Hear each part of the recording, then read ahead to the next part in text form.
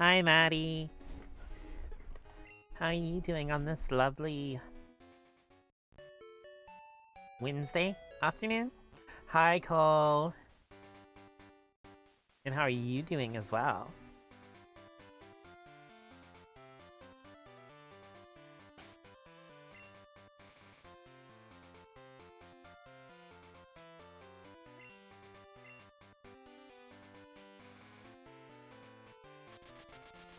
I hope you guys have been having a wonderful Wednesday. We're back on that Ducks grind with some Pokemon Crystal. Just chillin'.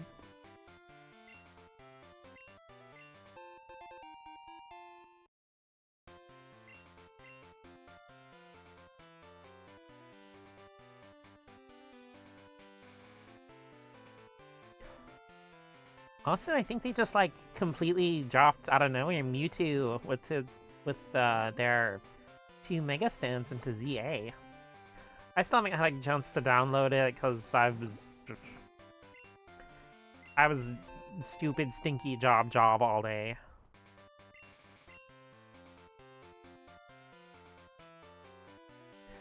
Maybe back to watching Kamen Rider.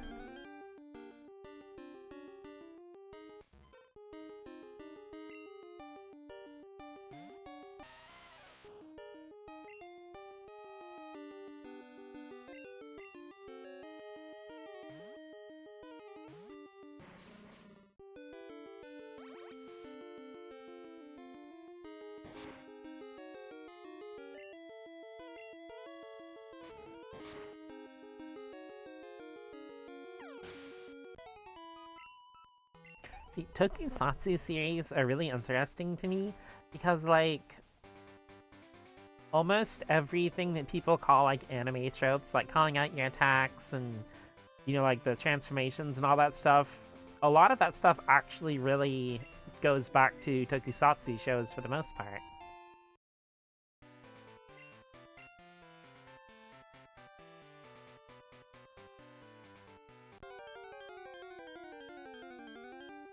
I always love it when you have something like Marvel vs. Capcom or something, which is like, you know, has like Western characters but made by a Japanese studio. Because like with the Marvel vs. Capcom games, like X-Men vs. Street Fighter and stuff back in the 90s, they pretty much had all the voice actors from the 90s X-Men cartoons and stuff. So it's really funny to hear those English voice actors just like shouting at like, Berserker Barrage! Foot Dive! Also, hi Gusty. And Guru Neku. Oh wow, it's a party already. It hasn't even been 10 minutes. Okay, everybody grab your non-caffeinated, sugar-free beverage of choice. I got my water tumbler right here.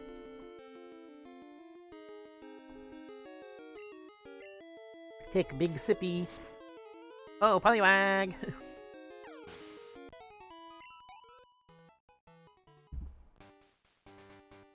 We're grinding up the decks. And doing our berry run and all that stuff. I love Poliwag. Me too, I really love Politoed. My art didn't take my full attention, so I got the motif. Well, I saw the art you posted. I'm not surprised that had your full attention. You and Cyclops dap up will forever be iconic. Absolutely.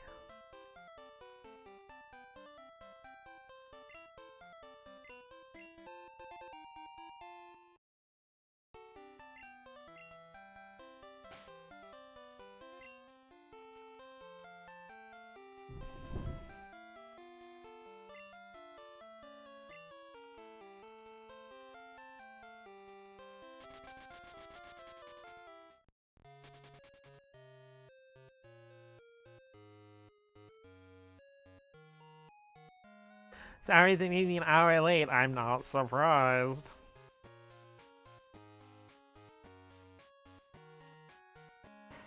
Apparently arting as well, doing a Christmas postcard to send to people. Cool. Shit, I don't have anybody with surf.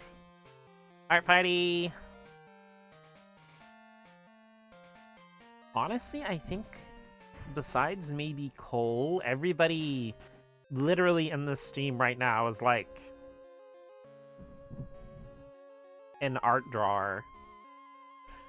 You know, a part of me thinks it's weird that, like, almost all of my friends are artists.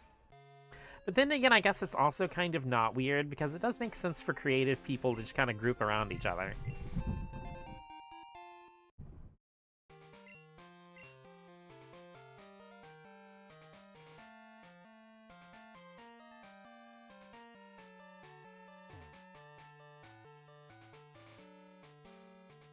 I'm like talking about illustration art. I know you have other wonderful artful things I'm sure you love to do, Cole. Shit, I'm getting distracted. I'm so tired. We flock together like a bunch of very weird birds. My creative talent is making TCG decks.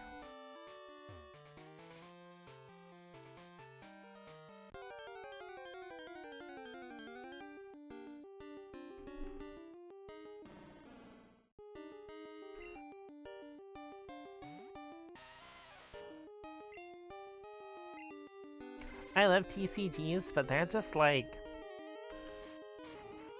For actually playing like a physical card game right now, aside from the fact that I don't really know anybody in physical space to play them with, it's really freaking expensive. And right now it's such a scalper-centric market that it's hard to actually find cards to buy. I don't know if anyone in our proximity is neither a 1 an artist, 2 queer, or 3 neurodivergent.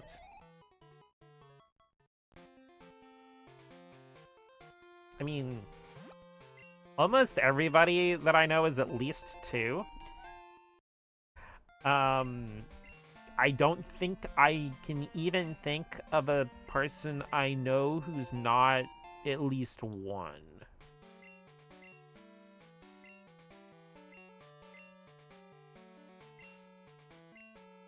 Pack. What's in my pack?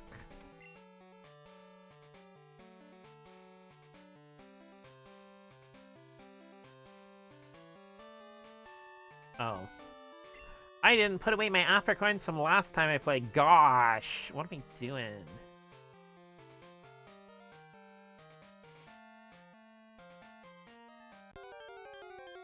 Salty run back to the PC to deposit items.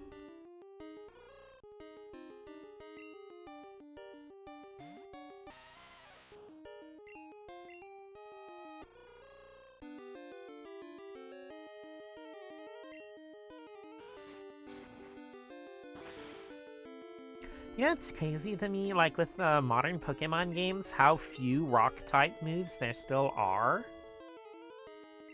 Like, it's one of those things I never really think about, but in Generation 1, the only rock-type moves were Rock Throw and Rock Slide. That was it.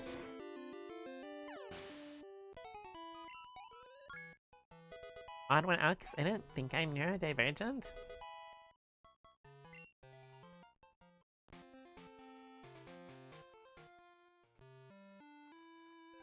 I mean, I'm not a diagnosticator or anything, but,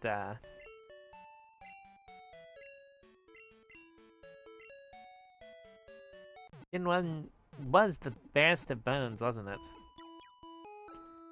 Well, not really. It's more that, like... Considering how many things Rock is super effective on, I think it was kind of intended not to be super common.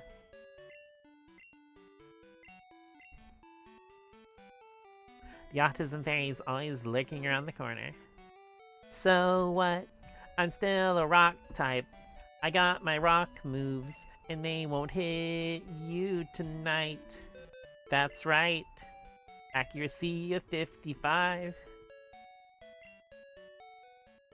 Because that's the other thing, is almost no rock moves have 100% accuracy.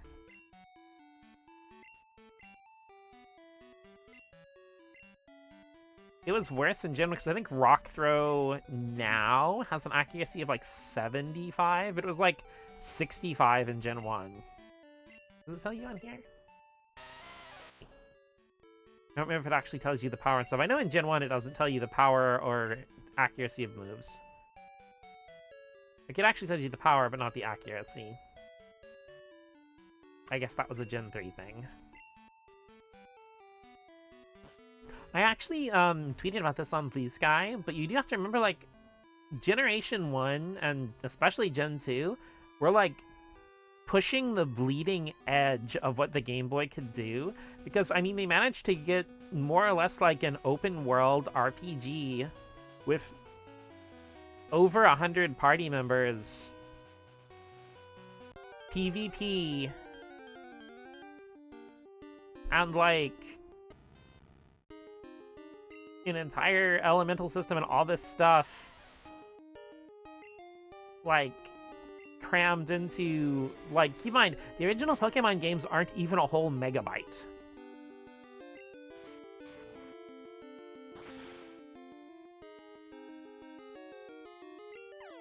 Yeah, I like magnets.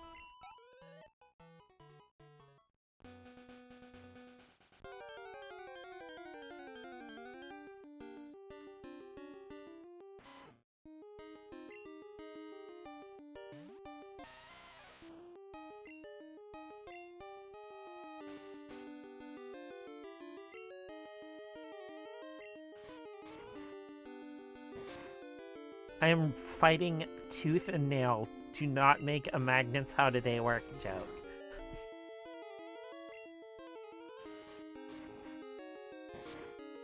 Does that make this chat a magneton? A magneton of fun!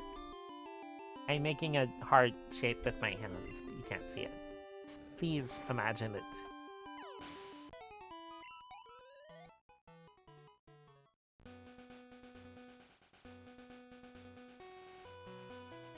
I'll megabyte you.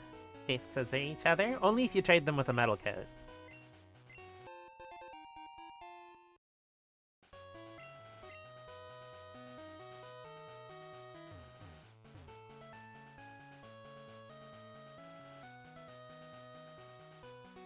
Wait a minute, I realize that probably doesn't make sense to someone who mostly plays the game in Japanese.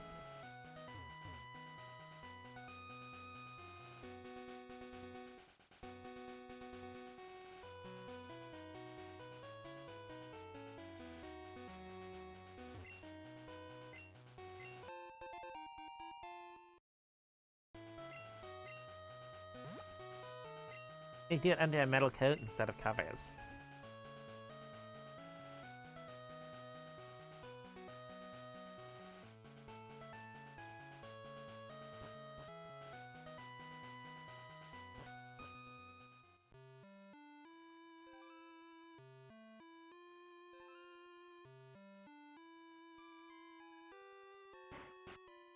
Oh, another thing with Generation 1 that's always struck me weird is that the only dragon type move in Gen 1 is Dragon Rage, but that always does a set 40 damage.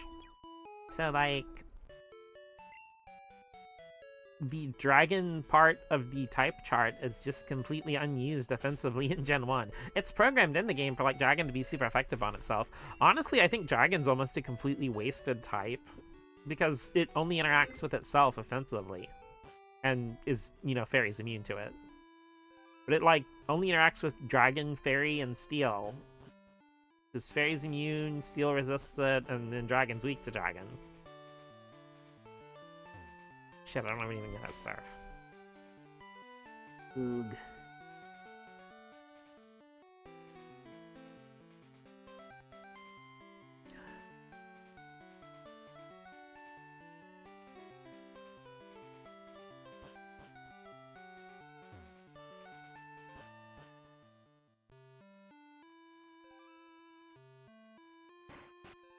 I mean, defensively, I get that Dragon's supposed to be, like, the super type because it resists, like, all three of the starters types and electric.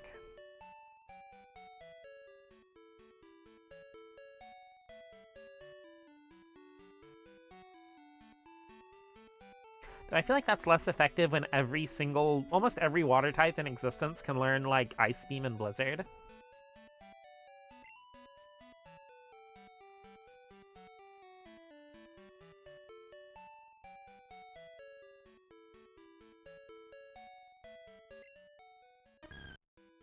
Oh wait, that's right, this is the egg that hatched when we were playing last time. Okay, I can go ahead and move them off the party. Fuck.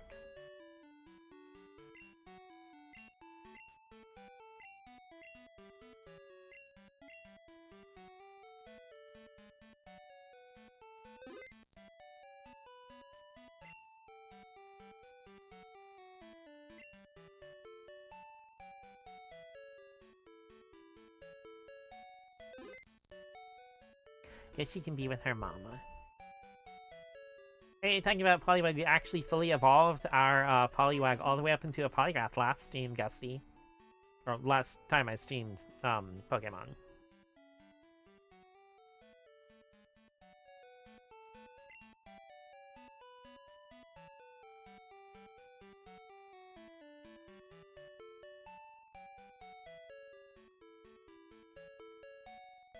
Do I have any water types that I need to evolve?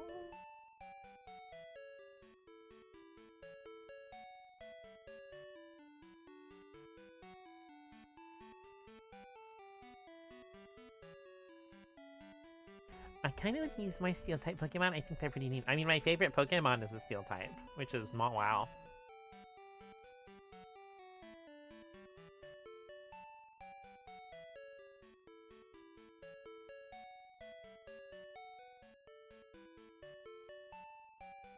I think we'd add Staryu to the team.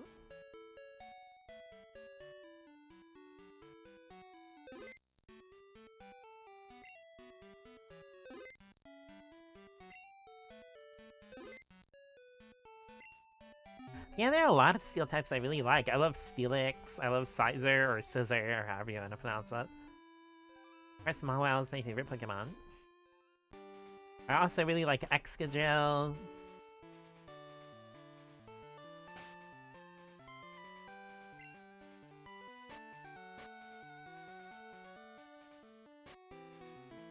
Granted, there really aren't any Pokemon I don't like.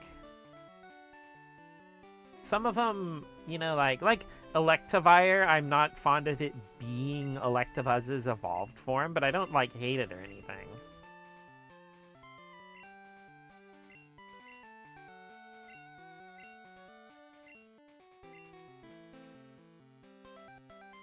Yeah, good man. I think my favorite steel type might be Aggron or Skarmory, but there is Magneton. I love Magneton also. I also really love Skarmory. Magneton is like one of my favorite Pokemon of all time.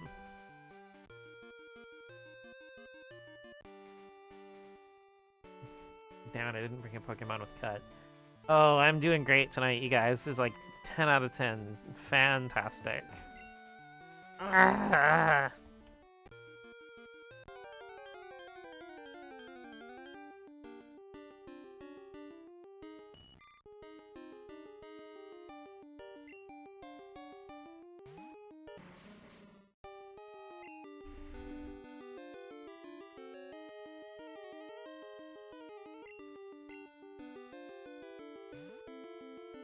Aquatic battle, fish versus fish.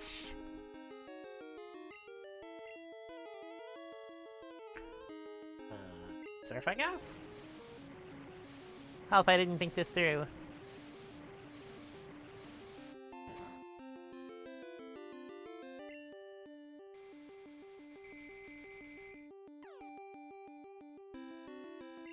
Okay, actually forget this, bye.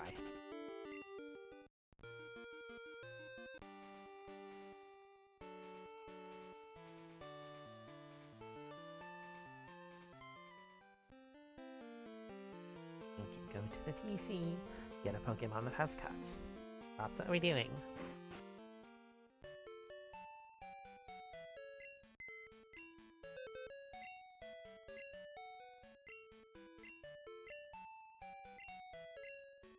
Got it. I'll be a steel type. I name my adventure Trails of Coal's Steel.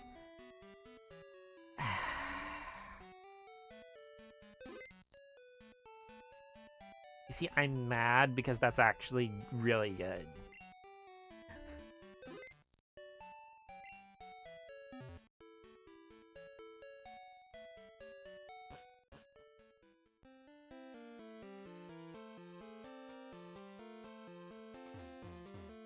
Also, as somebody dyslexic, the words trails and trials are like amongst my arch nemesises. Which apparently it's not. I just deposited my fucking only surf Pokemon.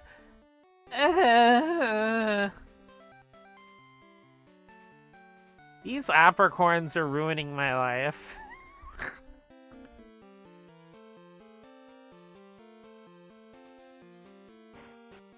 But yeah, apparently I'm not the only one, because when Trials of Mana, like the remake, came out, which also came out alongside like the first ever translation of the Super Nintendo version, people were jokingly calling it Trails of Cold Mana. Yep. Trails, Trials, and the Surprise Tales.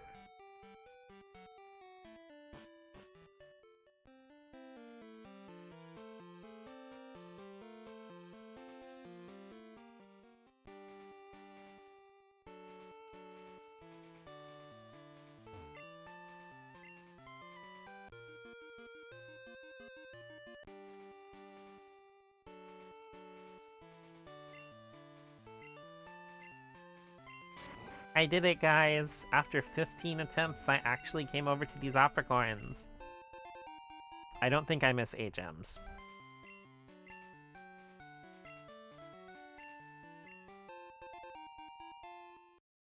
Actually, I don't know, I'm always kind of torn, because, like, obviously I'm not a fan of the implementation of HMs, especially in, like, Generation 3 and 4 and stuff, and there's, like, 4 or 5 water HMs. But, like, I kind of miss the feeling of just being on an adventure with your Pokemon, and it's just you and your Pokemon, like, and they're what you're relying on to survive. Hi, Rain. How are you doing on this wonderful Wednesday evening? Getting a sigh from you for my pun is a sign of the highest affirmation.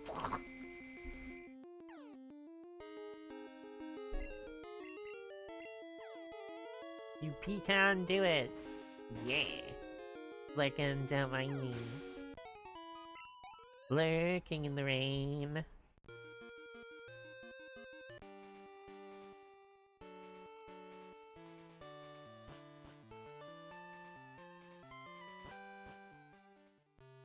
Yeah, tomorrow is kind of a big gaming day, I guess, because Metroid Prime 4 and Octopus Tranquilizer Zero are both coming out.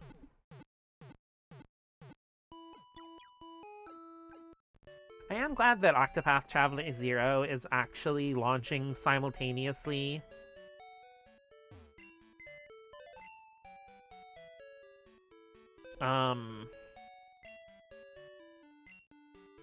On like Xbox, PlayStation, and Switch.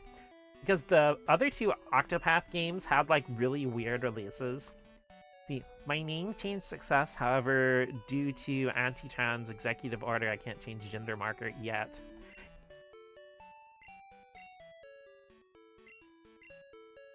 I was getting a t-shirt that says, "You can he him me directly to my fat tits."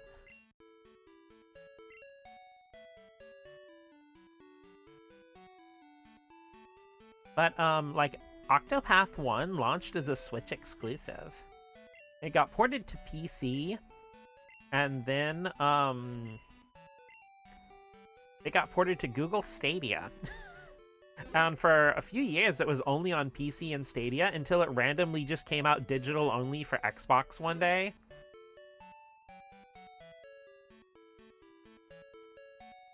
Okay, party. Here's Max Toast. Wow, that's Moon Pie. Everybody grab your non-carbonated, sugar-free drink of choice. I got my water right here.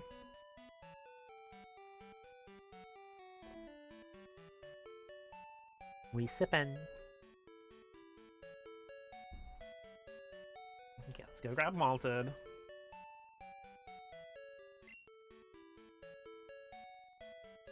I got my fuck.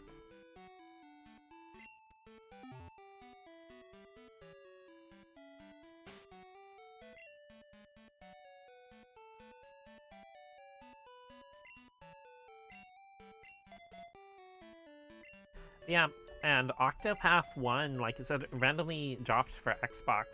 Slams desk. Fuck! Is the name supposed to be Flary Floss? Yeah, because it's Flareon. So it's like Fairy Floss because it's named after cotton candy, but it's also Flareon.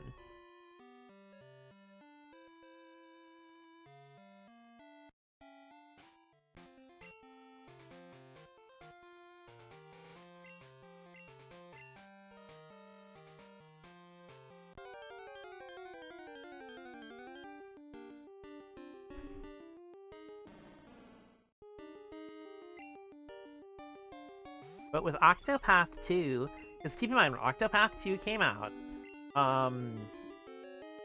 the first game was all on Switch, PC, Google Stadia, and Xbox. Octopath Traveler 2 came out for Switch, PC, PS4, and PS5. So Switch and PC were the only place you could play both games. Like, if you had an Xbox, you could only play the first game, and if you only played on PlayStation, you could only get Octopath 2. And like a year after Octopath 2 came out, they put Octopath 2 on Xbox Series X and S, and then they put Octopath 1 on PS4 and PS5. And it was just really a complete mess when it comes to, like, I understand it being a Switch exclusive when the first one came out, because they probably weren't sure it would even be successful. And if you're gonna launch a pixel-centric, you know, turn-based RPG, the Switch audience is probably the place to send that. So I definitely understand that. But, like I said, the weird release schedule and it coming to Xbox but not PlayStation, and, you know, it's just like, why? Why? Why?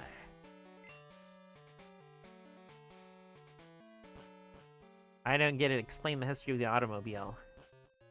In 1874, Henry Ford. That's all. The car being the thing that's above cribs that plays the music. No. Cars got big triangular ear and whisker and goes. Meow. And people are like, oh, don't you need to give your car a tune-up? And I'm like, yes, my cat loves fish. Thank you very much.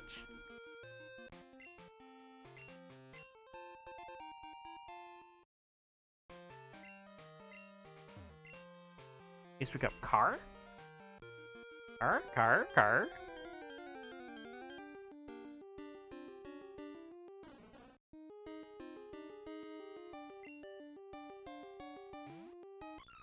You know, I do kind of get it, though, Guru Neko. Like, I got the random compulsion to listen to Initial D's soundtrack the other day. And, yeah, like, fast-paced, sexy Eurobeat definitely gets you in the mood to draw gay people kissing.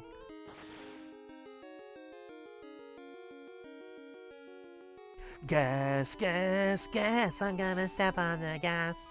Tonight, let's get excited.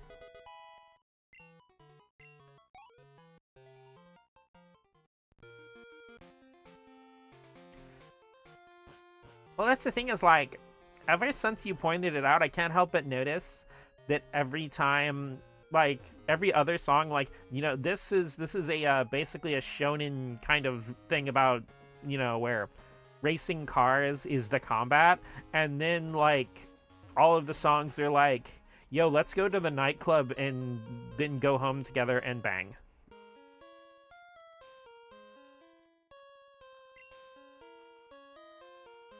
No wonder it attacks a lot of queer people and very confused trans masks who are searching themselves. Honestly, like, I'm not specifically talking about your Baratastic character redesigns, but the initial... LOL. I guess the regular character designs from Initial D.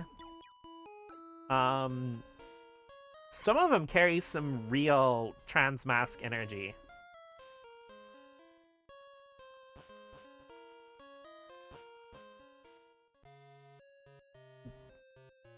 And also, no offense, but why do all the boys in Initial D look like they're half awake all the time? I guess that's just the way that the artist draws eyes, to me especially, yeah.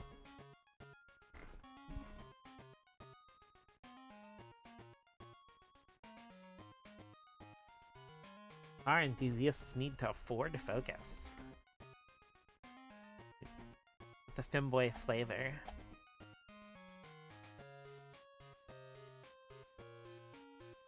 Hey, hello? Arnie calling? Are you awake now, Mots? I'm always with my Venonat. It's just so cute, I just love it. I was wondering, do you happen to have Drowsy? I can't seem to catch one. What is its weakness, I wonder? Let's talk again, huh? It's tiring being trans, Kaya. It's true. I think it's because they race at 3 a.m. in the morning.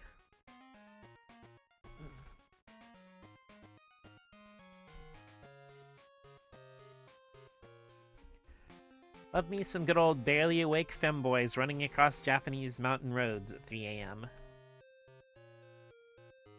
Femboy flavor is my favorite G Fuel flavor.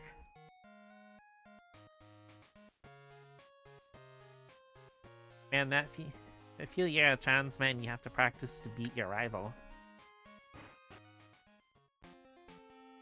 While also resisting the urge to kiss him. It's so tiring.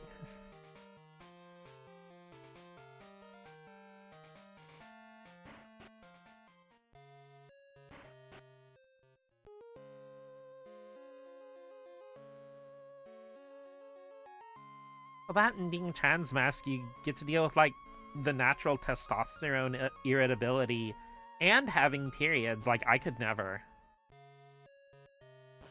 Ah, darn sure, I never end up in that situation. That would suck. Sure.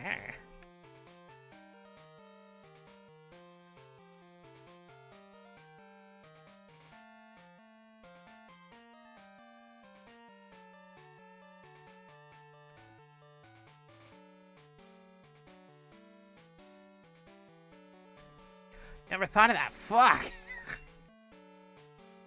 They are stronger than I, for sure.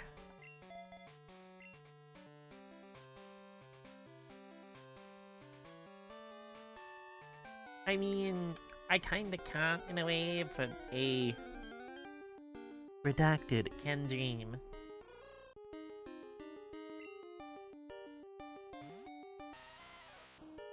The combination of testosterone and ovulation. Oh, good job clicking freaking McGon type attack on a flying type McCann. Nailed it, 10 out of 10. I mean, that's like catastrophic levels of horny the world is not ready for. I mean, I get try though.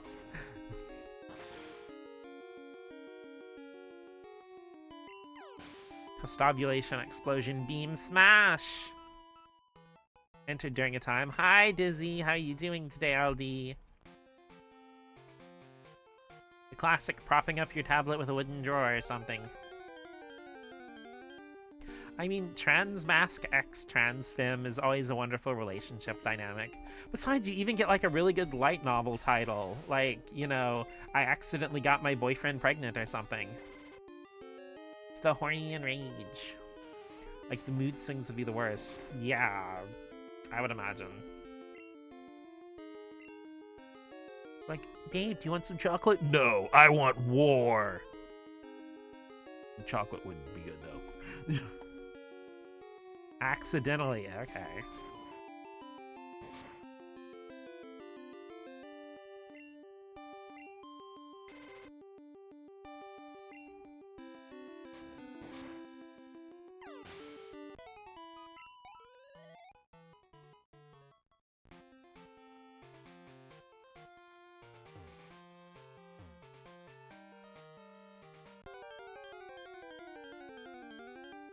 Chocolate is for pussies.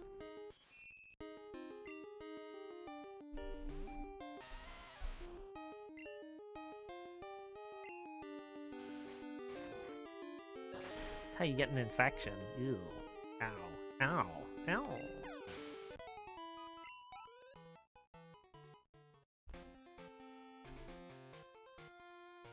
Honestly, though, like, pretty much all the trans mask people that I have met, mostly in the online space, have been pretty cool, but then again, that's also because you get somebody who can, like, is confident as a man, but they don't have all that weird male insecurity.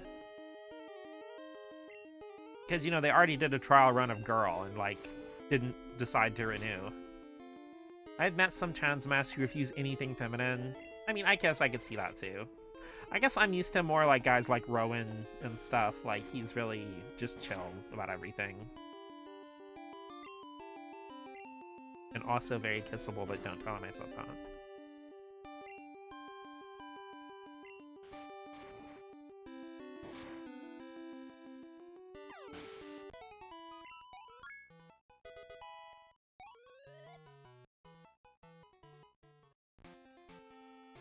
And maybe it's just camera's perspective, but whenever he posts like selfies and stuff, he always looks so tall to me.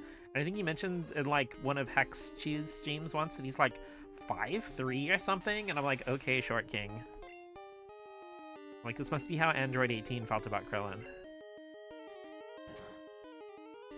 When's the late stage of transition where you went through all this? I guess that's true, because, gosh, I've known him for like probably 4 or 5 years, and I'm pretty sure he's identified as male ever since I've known him, so.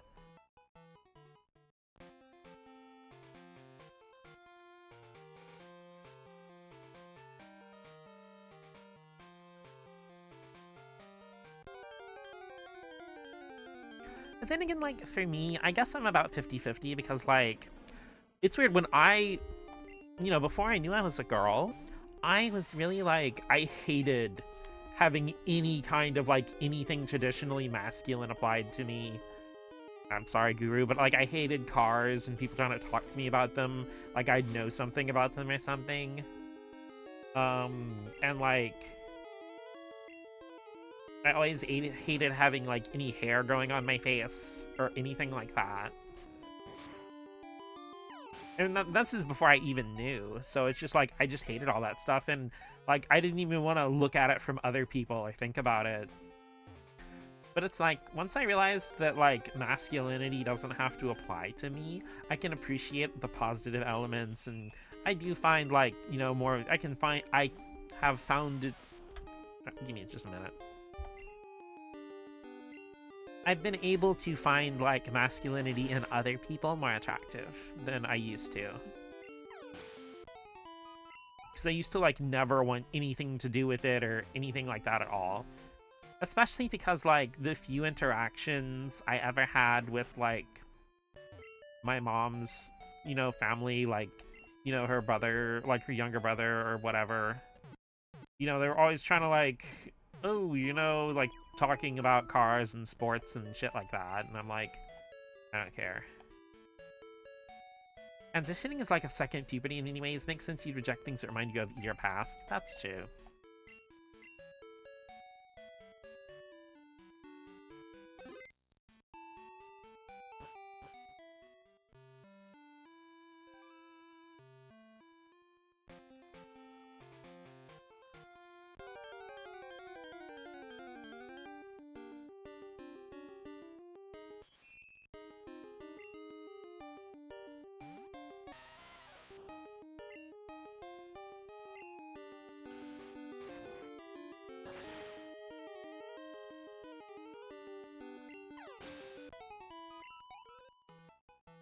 I know one thing that always got me about Pokemon, because, once again, I had played plenty of other RPGs like Final Fantasy VI and Mario RPG and stuff, was that, like, there really isn't a default attack that does not consume a resource. Because, I mean, I know you can go to the Pokemon Center and restore your PP anytime, but, like, it's always been an interesting decision to me that there's not just, like, a basic attack, or that something like Scratch or Tackle, or just, like, take up a move slot and aren't infinite use moves or anything. It's kind of sad that car culture is geared towards men when it's not really a gendered thing. Like, ironically, when I started getting into cars, I can ignore the idea of gender because it's just a machine. Yeah. Well, I mean, that's the thing, is, like, a lot of stuff gets weirdly gendered when it doesn't make any sense. Like, I have never understood why things like cleaning the house, washing dishes, or cooking are considered, like, female or feminine things, because, like, it doesn't matter what you identify as or what you're born with. You need to live in a house, eat food, and keep things clean. Because I have a special place of loathing in my heart for, like, men who just will not do a single thing to take care or upkeep, like, the cleanliness or anything in a house. I mean, I'm not happy with women, the few times I've met women who behave that way either, but it's a really common attitude among men, especially in America. Well, I should say, like, in America, in, like, the area I live in, like, on the southern part of the East Coast.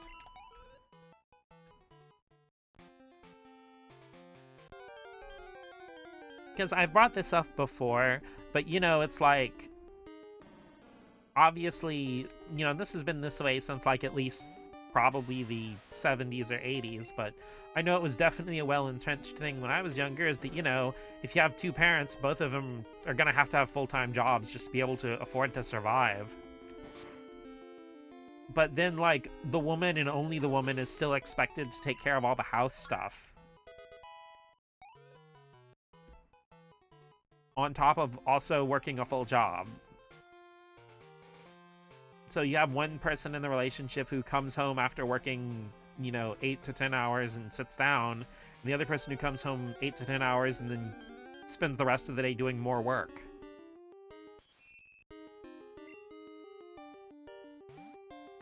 And it especially enrages me, like, when it's a household where, like, if there are children or whatever, other people living there, and they're also male, and literally they also don't help at all. Maybe it's just because of things since men have always been able to have jobs. But it's been a fight for women to be allowed to, so men aren't at home and women are, so everything home-related shoved onto women. Well, no, it makes sense if one partner is working and the other partner stays at home, regardless of gender. It makes sense for the person who is not employed to be the person who upkeeps the house. But no, it rubs me the wrong way when both people are working full-time, but only one is, like, one person's expected to basically have two jobs. The second one they're not paid for. Love my dad, but also decide on him when he thinks it's okay to do one thing and then sit for the rest of the day when my mom's killing herself. Enjoys exactly.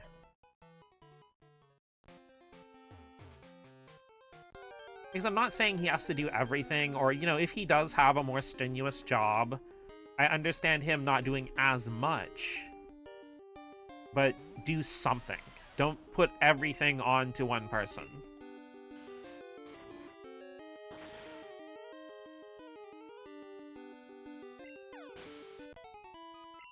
You ask him to help out, he's like, I did the one thing, I'm done. Ugh.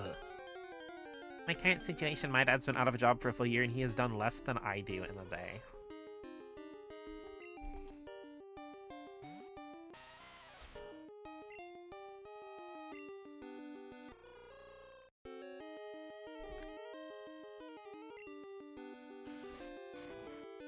Of course, that also comes into, like, one of my favorite brands of adult are the ones who, like, if they see you playing a video game or doing something like that, they're telling you you're wasting your time with that, and their entire day is just sitting in front of a television.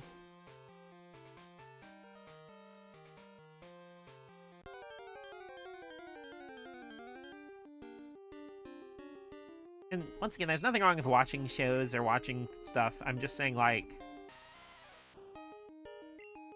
the double standard always gets on my nerves, because, like, with video games, at the very least, you know, you're engaging your brain, you're interacting with something. The longest time my parents thought I was just surfing the web for 16 hours a day. No, it's self-destruct. I do not like teaching my Pokemon self-destruct or explosion. Oop, shit, I hit B twice.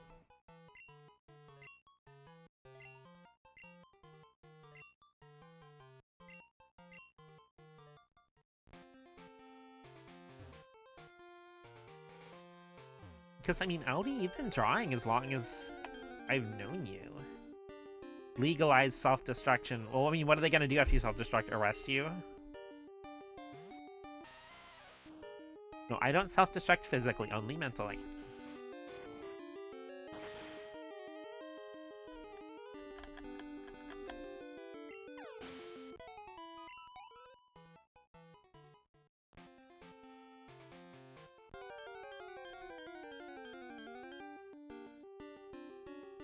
I also do a lot of other stuff. For a while I was dabbling in 3D modeling, poke around with game mods, programming stuff, rigging models.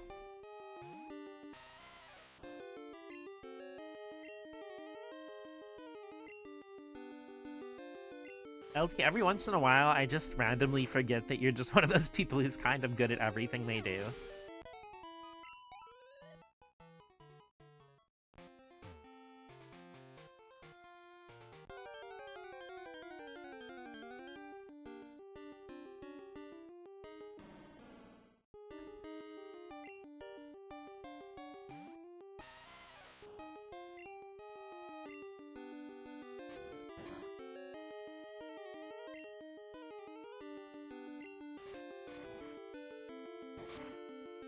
Hello.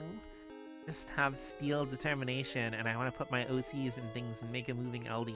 Okay, that's the thing you're not thinking about, is becoming good at things is because you have that steely determination not to turn away when things don't work out right. Even if that steely determination is being obsessed with the character.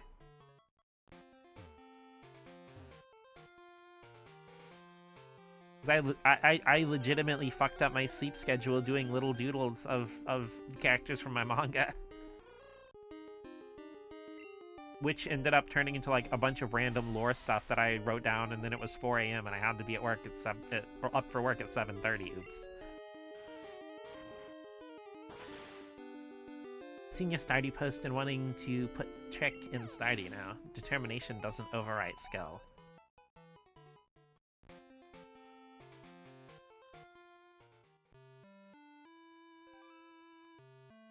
I mean, there's nothing wrong with being filled with determination.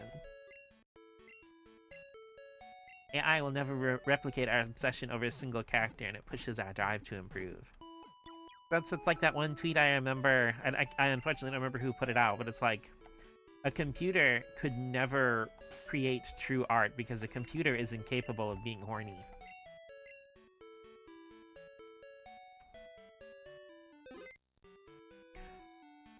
I might get back into Sims just so I can create Robbie's house.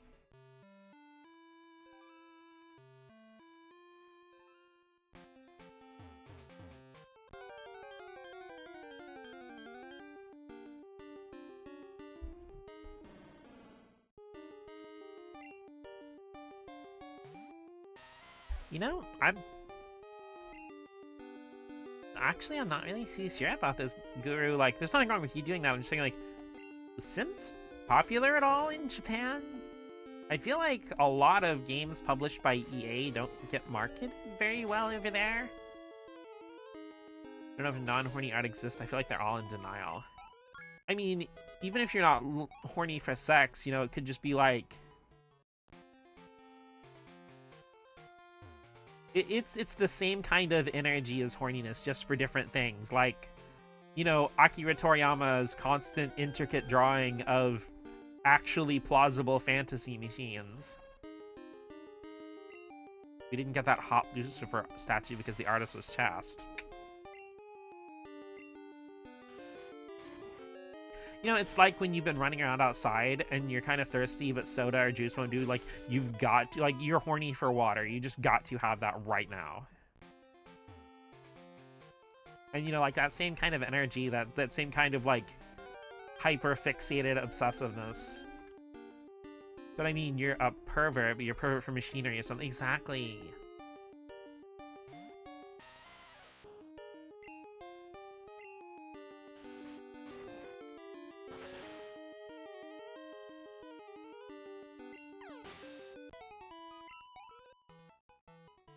Horniness and sex. Horniness is the obsession. That hyper focused, like, I need this.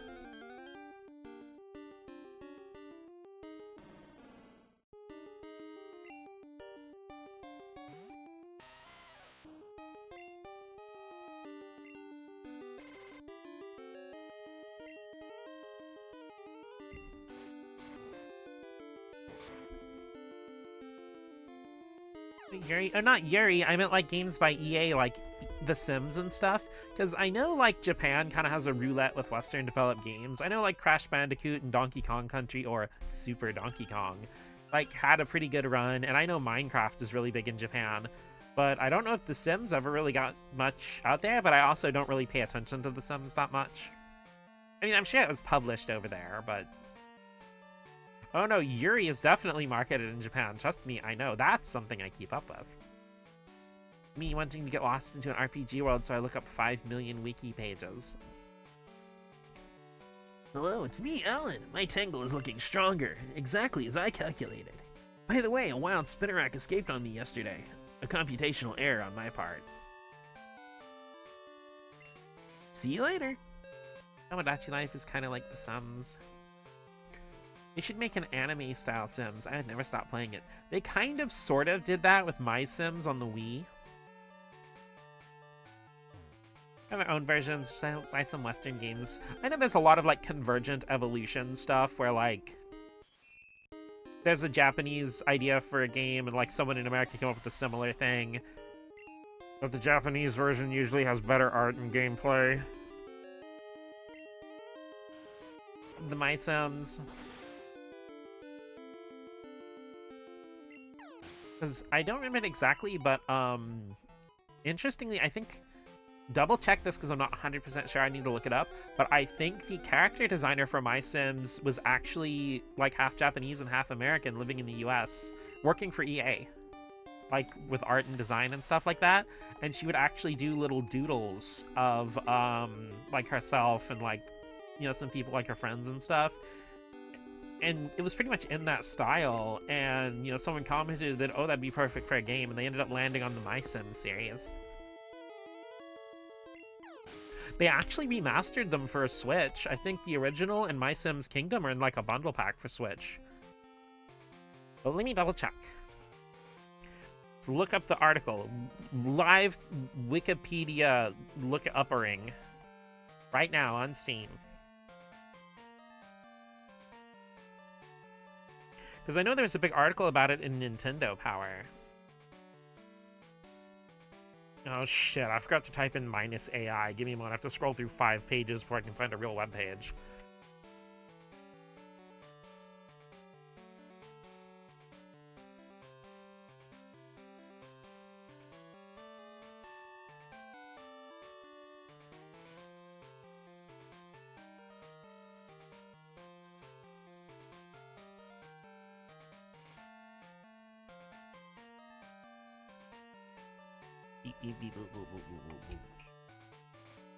Okay.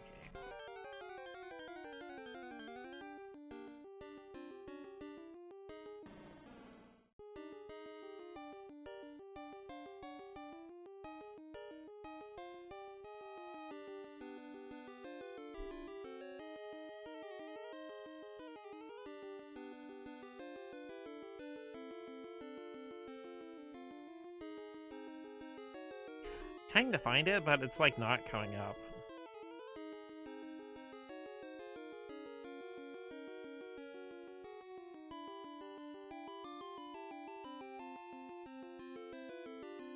Okay, I found her. I don't think she's Japanese American. I know she's like Asian and like actually half American. Her name's Genevieve Tsai, Tsai, but it's hard to find anything about her. Want to get the My Sims on Switch. Seems Japanese YouTubers are really excited for the game. Well, it has a way more appealing art style than normal Sims. That's my one thing with Sims is like, well, I'm not really super into character simulation genre stuff like that. I much more play games for story and stuff. So I don't really play a lot of games where you like are the person who customizes the characters and stuff like that.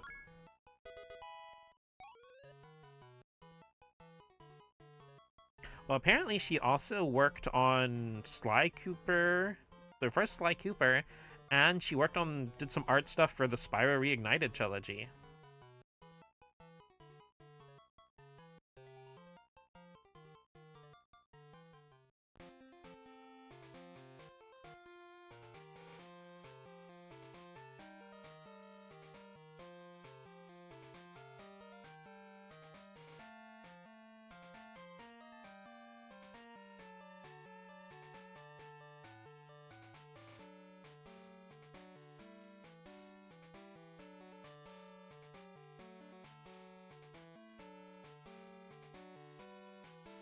And she didn't work on 4 because I had questions about turning Japanese. Like I said, I don't think she's actually Japanese. I think I remembered wrong reading the article because this was an article on Nintendo Power in like 2008.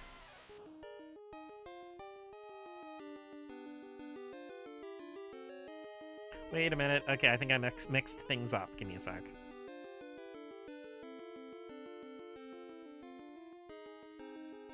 Okay, no. I think... Okay, so the actual character designer...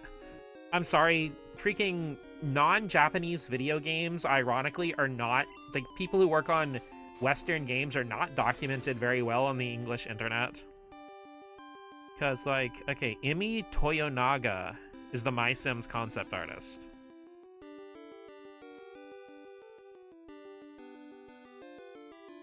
see, Imi Toyonaga, the artist that's responsible for the way that characters look in My Sims.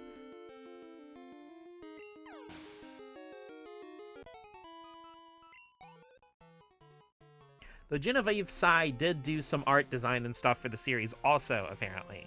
But, okay, from what I'm looking at, Genevieve Tsai did more stuff with My Sims Kingdom, where Imi Toyonaga was, like, foundational for the art style in general.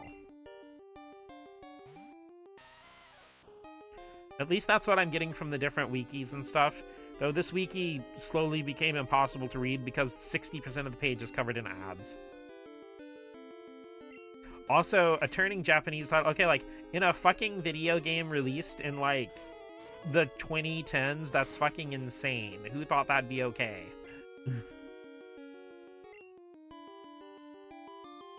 Though it doesn't look like either of them worked on Sims 4. In general, it seems most people who worked with EA in the PlayStation 3, Xbox 360, and Wii era, it looks like almost all of those creative teams bailed. Granted, that was also the time when EA was just shutting down literally every studio. They would basically buy out studios so they'd have the rights to their IPs, and then shut them down, and then basically get, like, the cheapest studios possible to make mobile games and other, like, stuff with the IPs.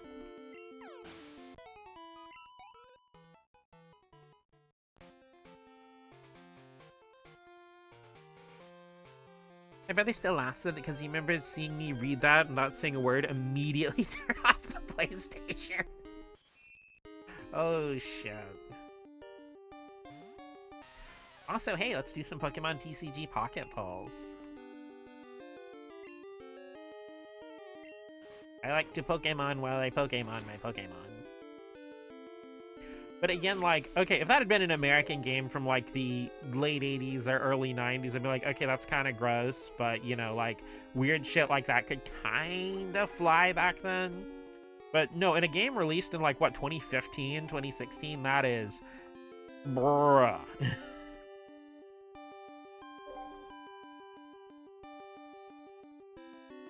I'm playing Mega Rising, we're getting a Gyarados pack, let's see what we got.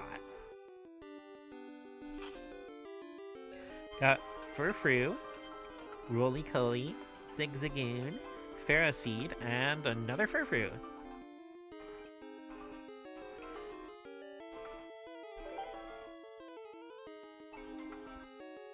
No new cards this... I don't remember doing this, but he would remind me. Roly-Poly? Yeah. Thing like, I can excuse 90s, 2000s racism, kind of like, well, a little bit...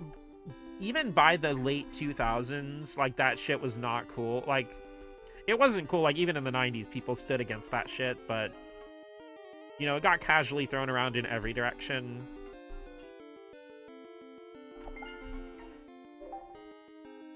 But, you know, like, the world wasn't as connected in the 90s and the early 2000s, so a lot of times, some shit went, you know, like... You didn't really know that it was harmful, if that makes any sense. Or how off the mark or stereotypical stuff was. Because you never had any exposure to other people from other places.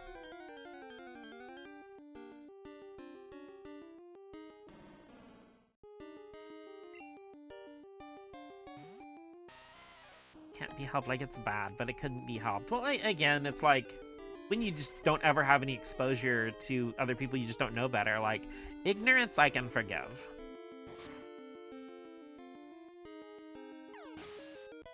But by the late 2010s, mid-2010s, when Sims 4 came out, it's like, there is no way in hell that should have been... Like, you know, that stuff has to be approved by, like, at least a dozen people before it ships. Like, how did so many people look at that and all of them come out at the end of that was fine?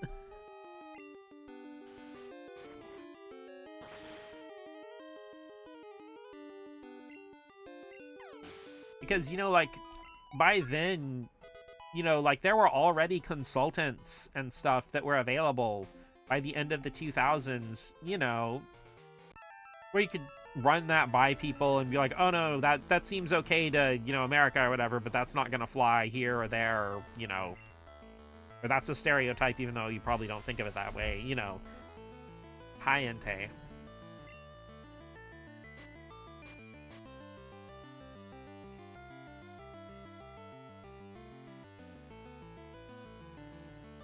Oh, look, hentai.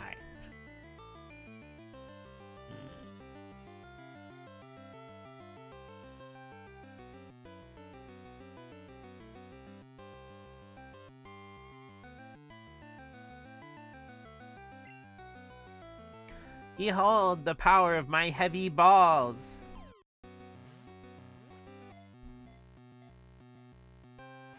I didn't catch it. I know I love hens wearing ties. It looks so classy.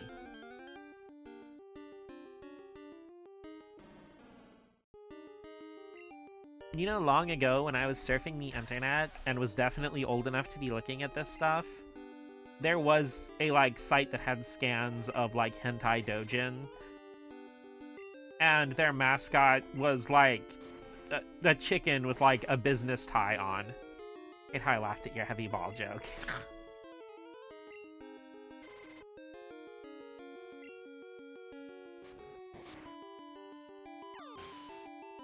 Some guru or tie from Digimon wearing a hen.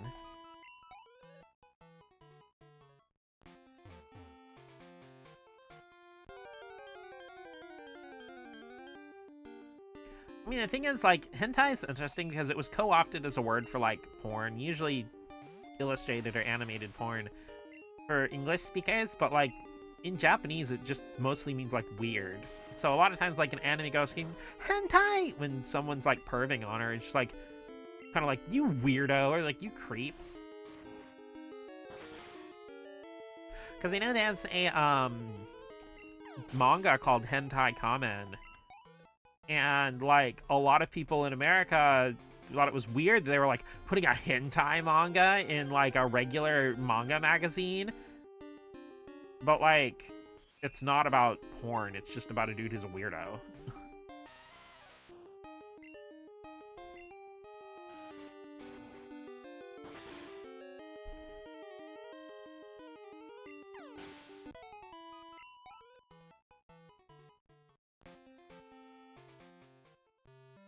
Would a weird transformation be a hentai henshin? Yes.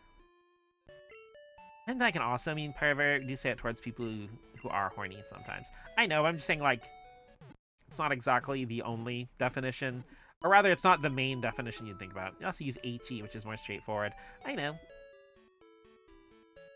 Though, once again, like, colloquially in the US, HE is usually, like, used to describe, most of the time, manga or anime that are, like, horny, but they're not porn. Stuff like To Love Ru and stuff like that, where people always be losing their clothes. Or I guess, High School DD would be a better example. Dearest Madeline, if I could call upon your aid.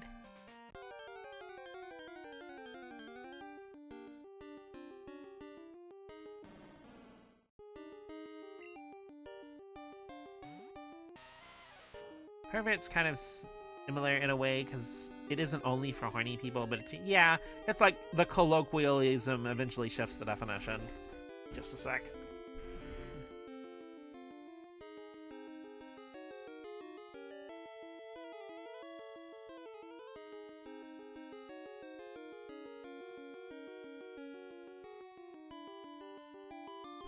Once more, I cut a worthless object.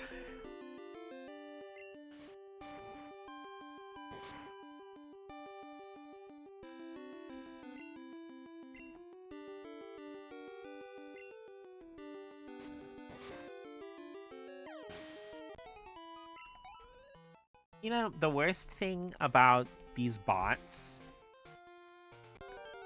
is that they waste some really cool screen names. Not this one particularly, but I've seen some pretty cool ones.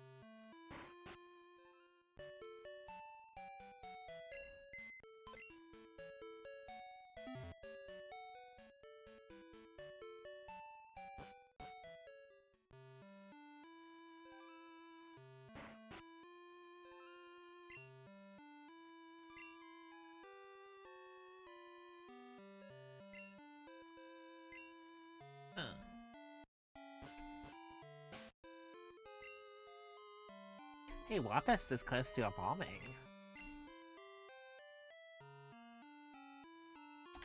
Let's go to Monogamy Town real quick.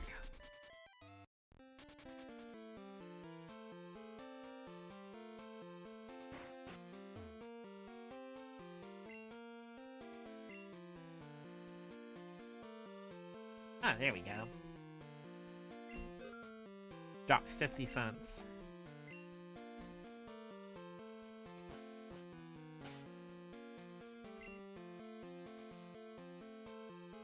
Because I don't think I ever showed off the mail feature in this game. Let's go ahead and give... Ooh, let's give it to Moon Pie. And now it actually lets us type out a letter. That way you can attach it to a Pokemon and when you send them, you can send somebody a message.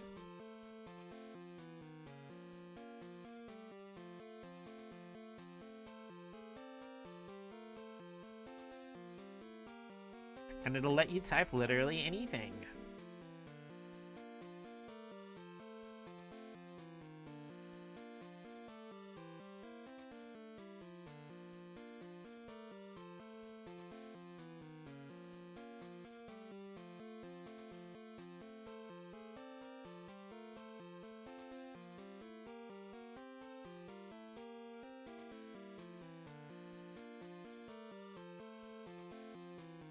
Lower. Because, fun fact, I guess you're gonna get a little bit of Mikhail lore, but I actually had my first ever girlfriend when I was in school, when Pokemon Gold and Silver were new. So we would actually send each other cute little notes in the mail that we'd attach to our Pokemon when we trade. Big Diglett energy.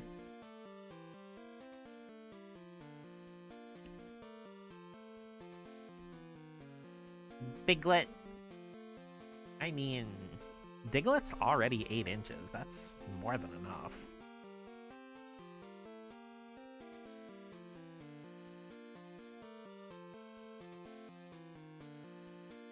Actually, it's kind of a little bit too much. My apologies to anyone in chat with an 8-inch penis. No, I'm kidding. You don't need me to apologize to you. Your life is going great. But I am gonna go to the bathroom real quick. I will be right back.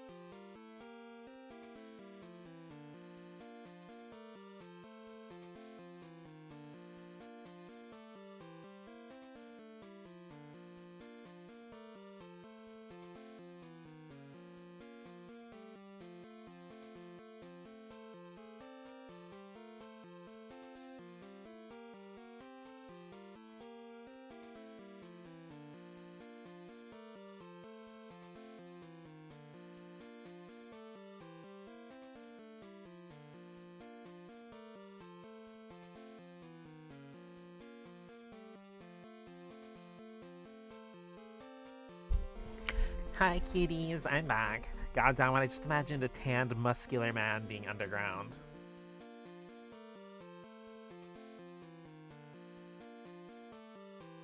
But no, like, jokes aside, it's weird and a little bit funny to me that there's this, like, weird idea that, you know, like, your life's better if you have, like, a larger penis, because, like, 99.9% of the time in your life, even if you're, like, getting it on every single day, still, most of your life, your reproductive organs are not gonna have any kind of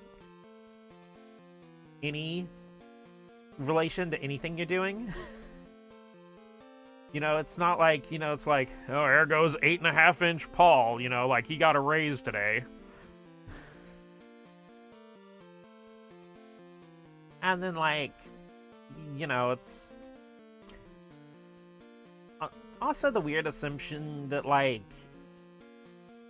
it, like, any kind of, you know, sex organs being anything bigger, smaller, whatever, or boobs or whatever, somehow making sex better or anything or worse. Like, it doesn't. It's like, there are different things you have to consider, because depending on, like, size, some things aren't gonna go, you know, certain ways, but, like,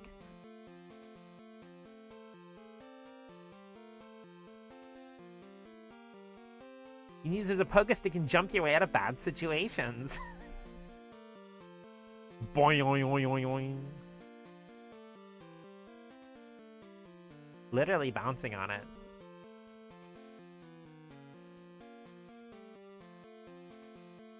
Would it have immersed of...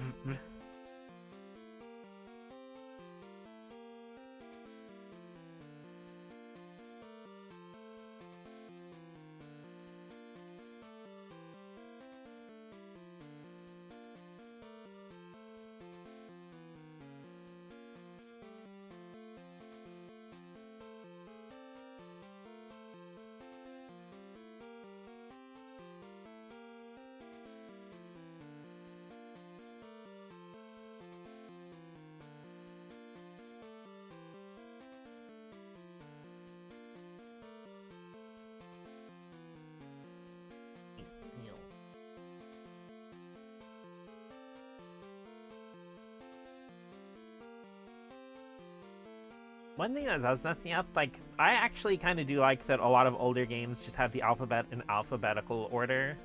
But, like, I'm so used to a QWERTY keyboard all the time now.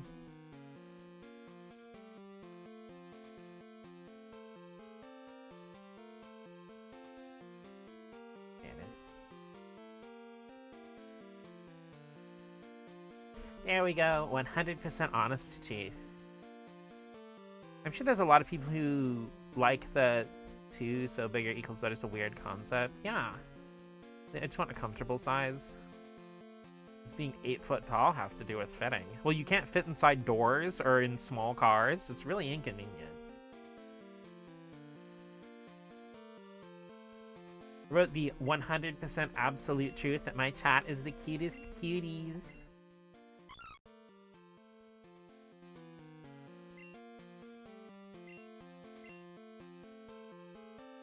See, and all the different mail designs that you have will have an actual different designs when people open and read them. This is what the flower mail looks like.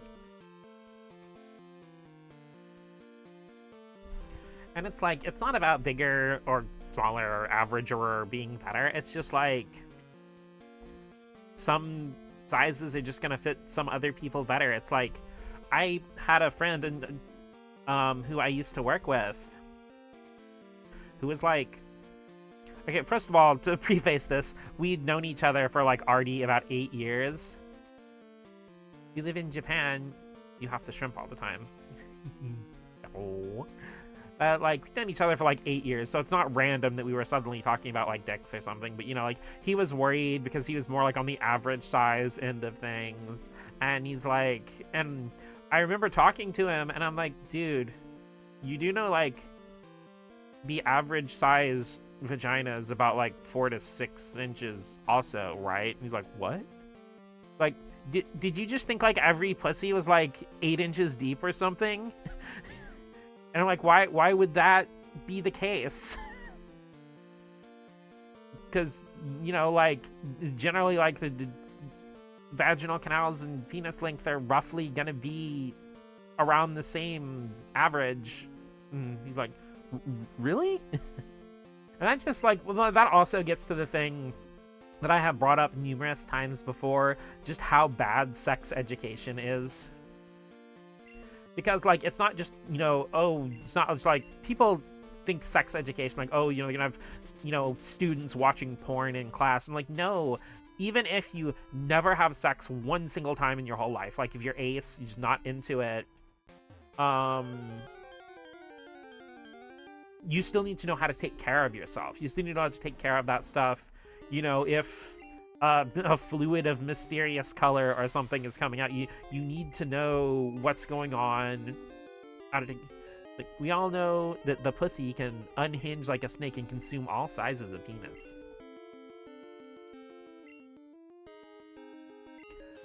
I mean, I guess if you're like the lead heroine in like a hentai, you know, it's just like you have just one long tube that goes from your mouth to your pussy, and just like no matter how big anything is, it's just like you're not gonna choke, and you know you'll be fine going in either direction.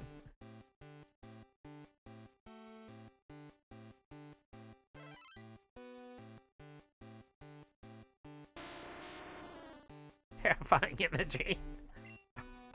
I mean, like, that's the thing, is like, you know, these stuff, like, and hey, I'm not dissing anybody for what they want to draw. Like, I've told this to Guru multiple times, draw your truth.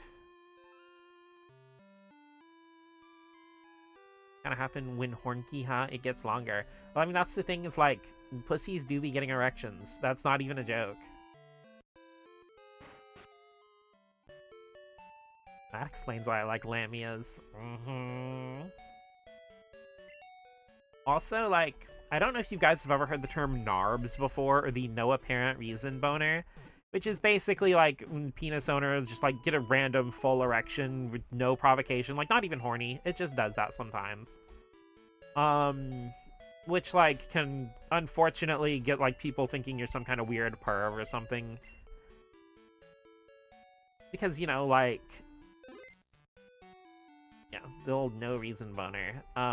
But the thing is, like, the secret thing is that also happens for, like, vagina owners. It's just, you know, since it doesn't largely and openly project outward, a lot of times just nobody notices.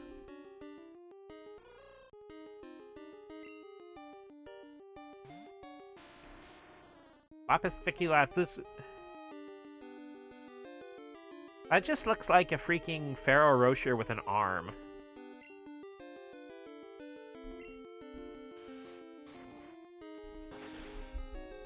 I don't know, I feel like Geodude's pretty iconic, and I love Golem's design, but I feel like Graveler has like one of those mid-stage, caught in the middle, kinda.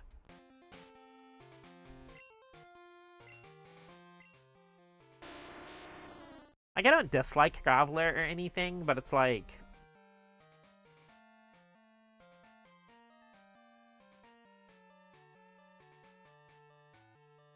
It's not a Pokemon that I, like, go crazy for, either.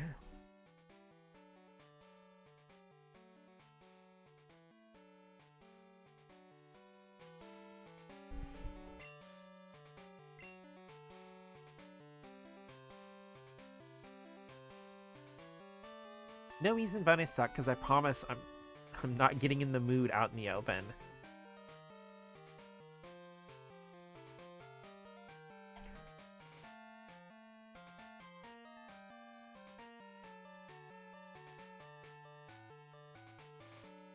Wait, that's right. You have to get Vulpix from the slot machines, I think. No, wait, is Vulpix in Crystal?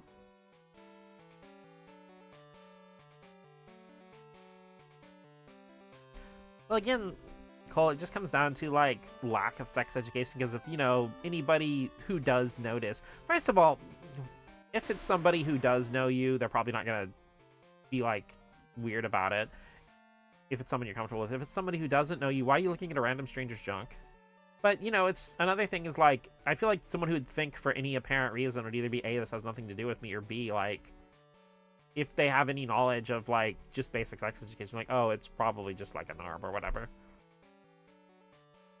Travels by rolling on mountain paths. If it gains too much speed, it stops by running into huge rocks. That sounds painful.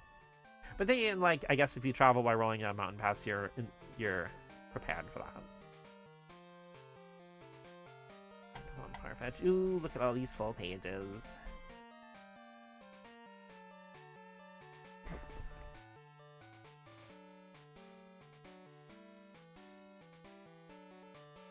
I keep forgetting to go through auto mod again.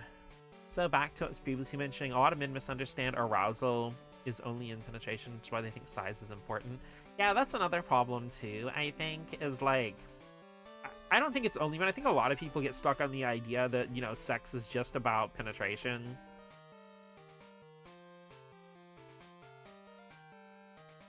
Can't imagine how mortifying this is, because I get boner insecurity even when my jeans crease so weird in the crotch. Yeah.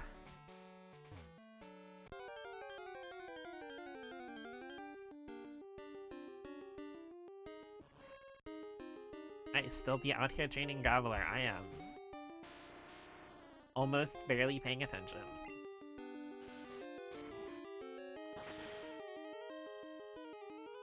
Also, a weird thing about Gen 1, and this is even more prevalent in the Japanese names for Gen 1, is how many Gen 1 Pokemon, they're just like a word. Like Golem. You know, that's just a regular word. One of the weirder ones is Persian, specifically because they completely missed the joke when they translated it. Because it's Meowth. But Persian is spelled like P-E-R, just like the, you know, someone from Persia. When it's obviously supposed to be P-U-R-R-S-I-A-N, like Persian.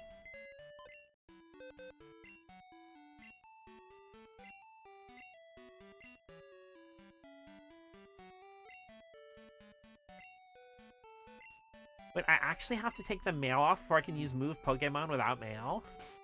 I thought it just meant, like, if the Pokemon... Okay, fine. Egg. Okay. No reason when I was leaving class in high school, I had to walk out like a newborn deer. I mean, the stuff like, yeah, the fabric wear tints. I do not like wearing denim. And again, I don't like having my movement restricted, and like denim is super hard to move in. Yeah, like the fold of the jeans, yeah.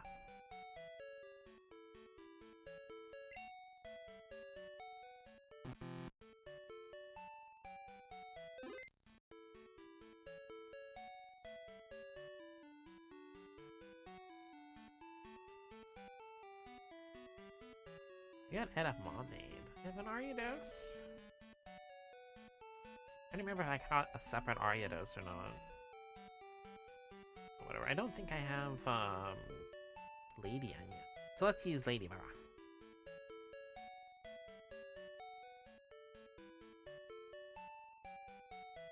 I hate pencil skirts.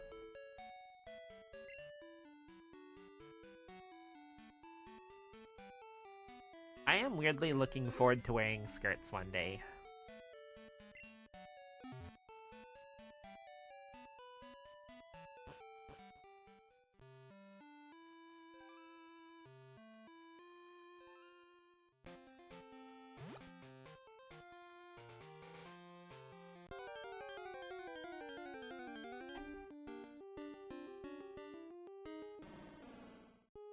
Even if I just do it at home by myself.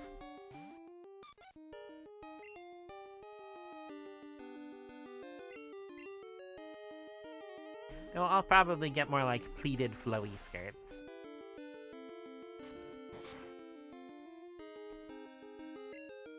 But like, as somebody who's worn like skirts and dresses before, because like my mom really just did not care, and since you have a lot of movement, I just don't want to wear one that goes like past my knees.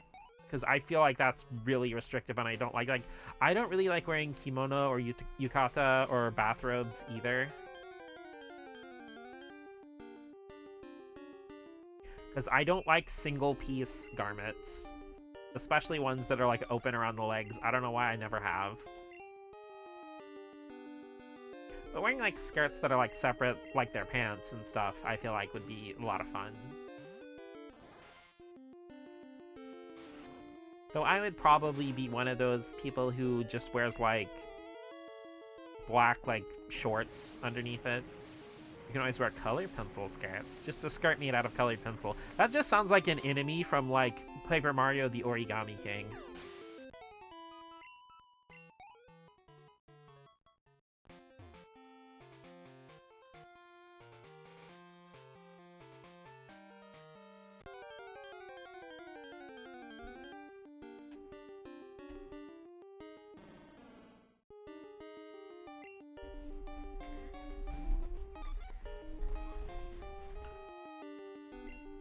Maybe gonna bring up the Obi, but yeah, like, Yukata is really annoying.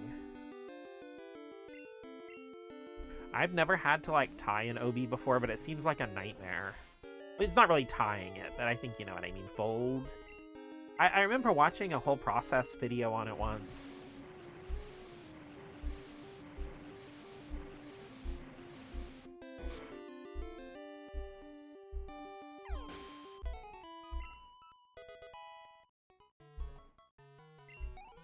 And I'm just like, this seems obnoxious. Like, it's a beautiful thing, like, like, when someone is in one, I think it looks beautiful. Like, guy, girl, or in between, it can still look gorgeous. It's just like...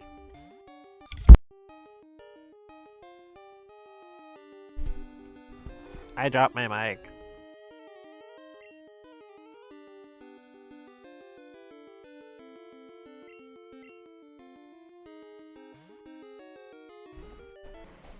Then again, I'm also not super fond of clothes that require a lot of effort to get in and out of.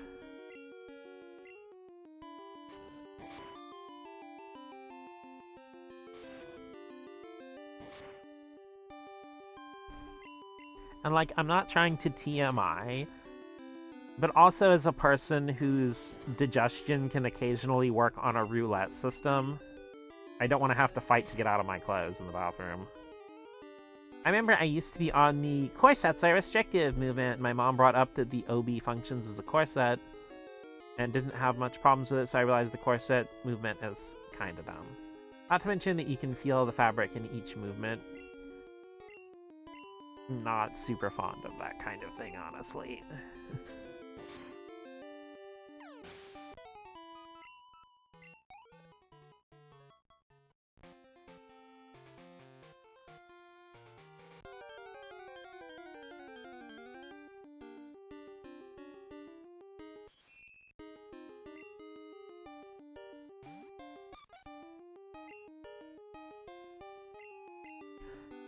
Well, I think I technically still do own it, but it's, like, buried in a closet somewhere. But I do have, like, a tourist, I think yukata that I got at a thrift store a long time ago.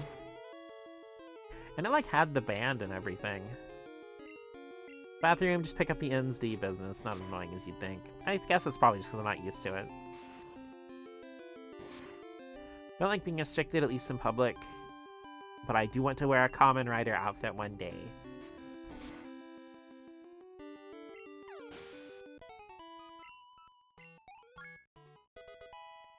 Fun fact, Kamen Rider is actually the reason in Pokemon why dark types are weak against Bug.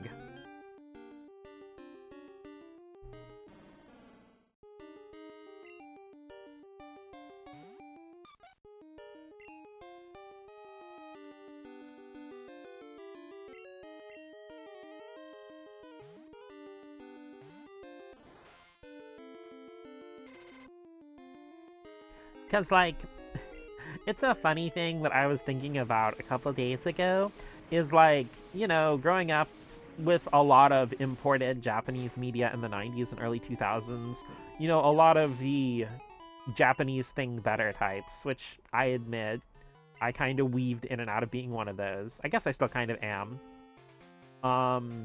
Ladian, my little common writer. But, you know, is one of those all things Japanese better types, you know, that I knew a lot of. You know, one of the things they'd always bring up is that, like, you know, a lot of American media had, like, random pop culture references and stuff like that. And, you know, Japanese things are more creative because they came up with brand new ideas. Which, like, no, that they're not any more or less creative particularly. It's just that, you know, none of us understood the cultural references and jokes they were making. Because we didn't grow up in the culture that the creators did. Or, you know, like the pop culture environment.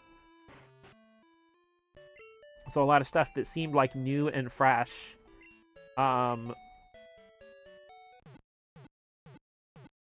was just like references we didn't get. Like, you know, the Kamen Rider bug super effective on dark kind of thing. They do that too. Like, look at Gintama. To be fair, Gintama did not exist at this point. Because early on, especially in the 80s and 90s, okay, like, I wasn't really very born yet in the 80s. But, you know, like, a lot of comedy stuff did not get imported or translated. Almost everything that came out was, like, stuff that was fantasy or sci-fi, especially because there was that big sci-fi push in the 80s in Japan. Or rather, there was a trend of a lot of sci-fi stuff in the 80s and early 90s. So, like, early on, the stuff that was getting localized was, like, Akira, Ghost in the Shell,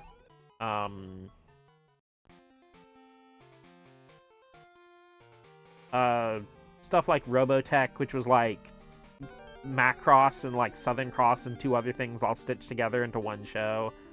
So there's like this idea that like Japanese stuff was cooler and more adult and more serious.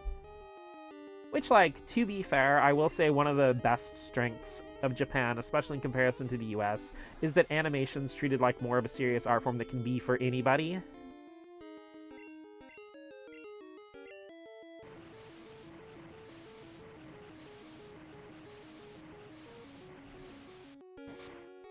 But like I said, by the end of the 2000s, I feel like that mentality went away because a lot of, you know, the weebs and stuff had been into anime long enough to see new things coming out making references we recognize. You know, like Gintama obviously doing a bunch of Dragon Ball references.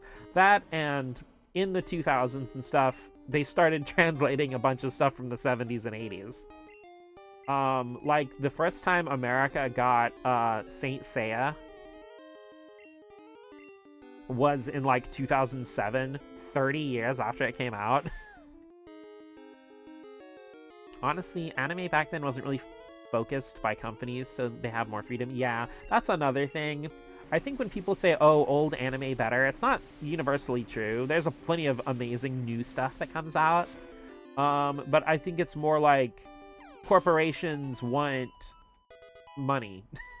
So when they see anime as a global product, it starts being less about the art and more like hiring people as grunt work to put out a product the corporations want that they will maximize profits. Which is why you see so many like moe, cute, uwu girl stuff for a long time there, is just because it was selling and the figurines were like $300 and they were selling, and you know, it's basically like, I hate it because it's super predatory on a lot of NEETs and a lot of people with social anxiety. And I can't stand that. Like, I love anime. I love big titty girls, and I love sexy stuff, and I love anime figures. But this, like, pre-streamer... It's like, it's even worse than idol culture, because at least with idols and VTubers, you're going after... There's a real person. But it's like, I feel like, you know, the way that Japan's traditionally structured, because these horrible corporate shitheads are so desperate for another 80s economic miracle that they will literally drive the very blood and sweat out of every single person they can get within 20 feet. Because it's so socially normalized that, like, oh, if you're scheduled from 9 to 5, you know, what that really means is, oh, you need to stay from 9 till 10 at night because everyone else is going to be staying and working overtime, and you don't want to be like the weirdo who's like a half-assed lame worker, you know, leaving early, which is actually when you're supposed to leave. And then, you know, after 10 o'clock, you have to go and, you know, go out drinking until 1 a.m. with everybody. So your whole life is just, you know, your whole day is just being at work, and that's 6 fucking days a week. Because in, like, a lot of American fans and stuff would joke that, like, with Pokemon, you know, everybody's dad is dead. But in Japan, like, I feel like the dad not being there isn't weird at all, because I feel like a lot of people's dads are just at work all the time, and the family doesn't ever really get to see them. I'm not saying that anime currently sucks, but I feel like they've been picking storylines that are safe in a global sense. Oh, for sure. Especially because, like, a lot of stuff they also really, really want to get it to China. And China is so restrictive on what they consider okay, so you can't be too risky or make too strong of a statement with anything. Surprised the anime Chi? Because it was banned in France due to its plot. Refresh me, because that's a really kind of generic word that's used for a lot of things. Why am I saying that? I have the entirety of the human knowledge at my fingertips. I'm gonna go look up what Chi anime is. Sorry, when I see Chi in the context of anime, I either think about Chobits or Chi's New Home.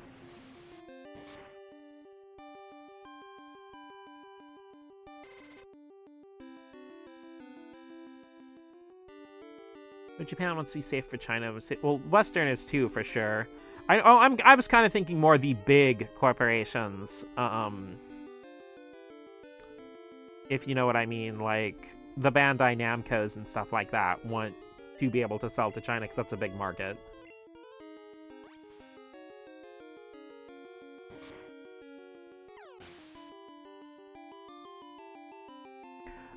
Is it Chikyu no Undo ni Tsuite? Sorry, dyslexia makes it really hard to read freaking Romanji sometimes.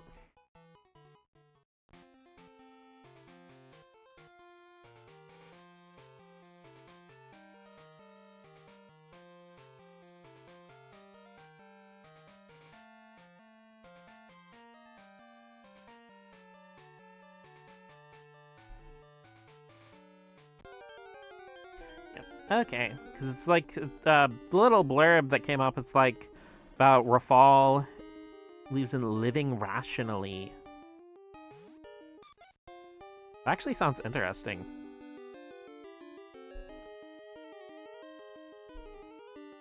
Oh, okay, that's the reason why it took me so long to find it, is it's localized as orb on the movements of the earth.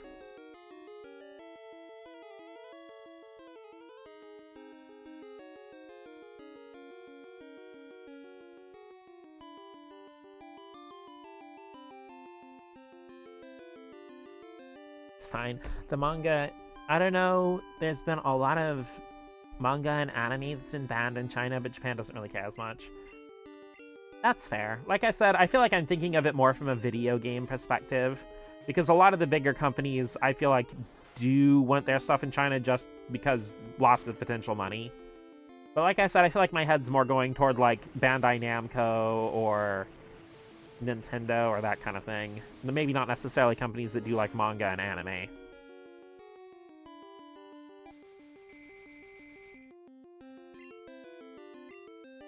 Ugh, why you have to learn the hypnosis?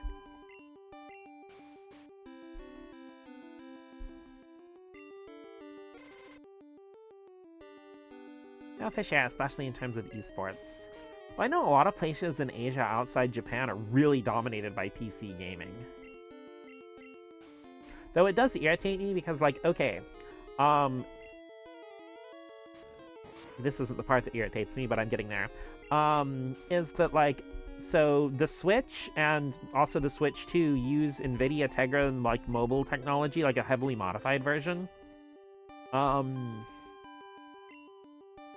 Which is basically how they got like a superpowered and even more superpowered tablet.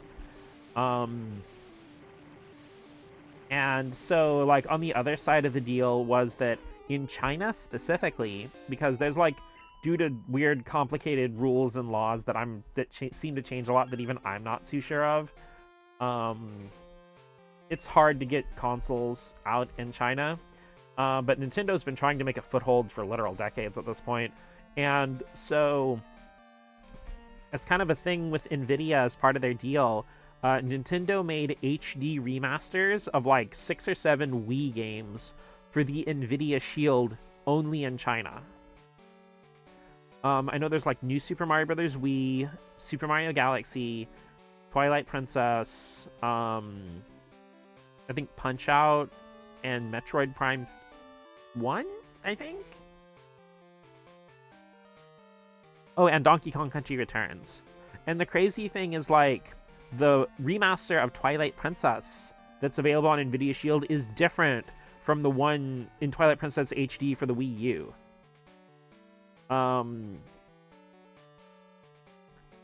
And it's, like, super weird because, like, first of all, the best version of New Super Mario Bros. Wii is literally not even available to purchase anymore.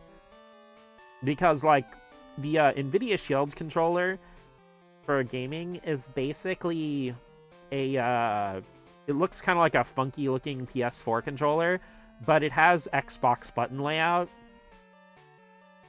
You know, with, like, A on the bottom and Y on the top. So you also have the fact that, like, there are official Nintendo, like, versions of Twilight Princess and stuff with Xbox button prompts, which that's surreal enough as it is.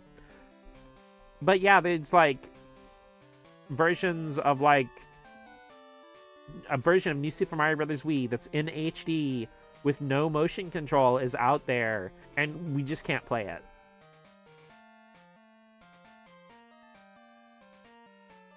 Because, like, the that NVIDIA Shield version of Super Mario Galaxy 1, I do believe has actually served as the basis for the Switch version of Super Mario Galaxy that was in the Mario 3D All-Stars collection.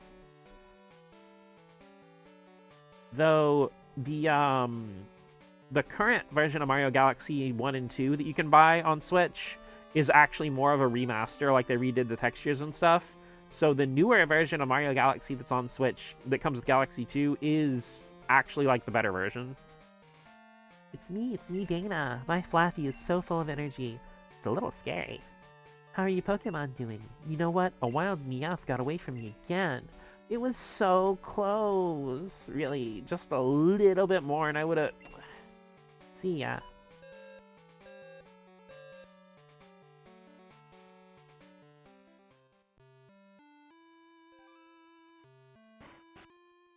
Also, I guess you guys can have a free random game fact, but there's this, like, technically not a console plug-and-play controller that you could get in China called an IQ player.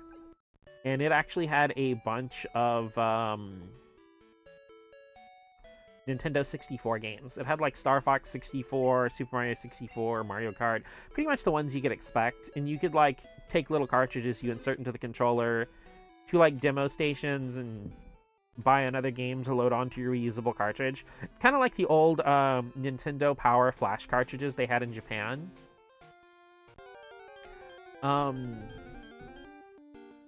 But the thing is with the IQ player is that it actually had the Nintendo 64 version of the first Animal Crossing. So it's really interesting that the Nintendo 64 version of Animal Crossing was localized into Chinese but not English. Because North America, or any English-speaking territory, basically, didn't get Animal Crossing until the GameCube remaster.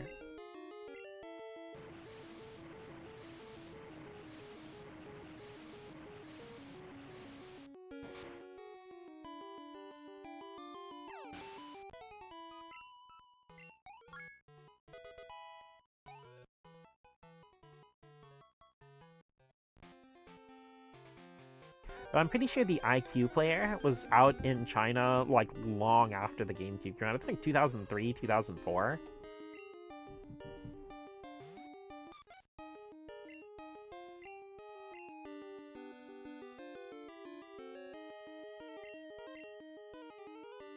It's easier to translate Japanese into Chinese. I'm not terribly surprised by that.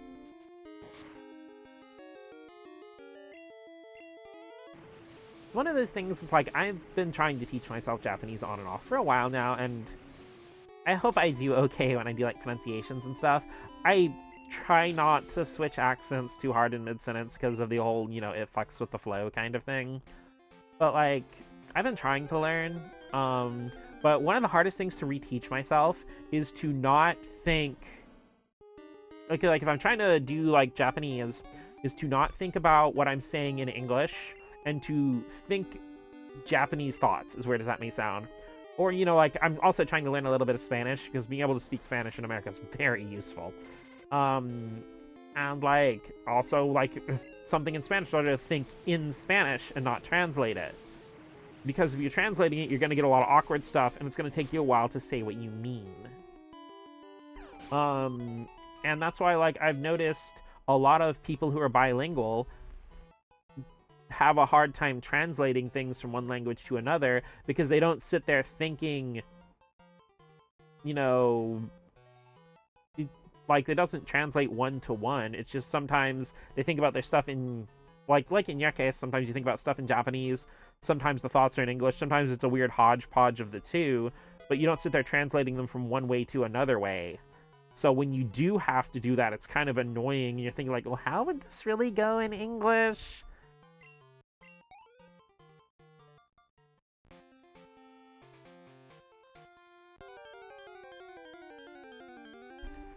Or, you know, something like that.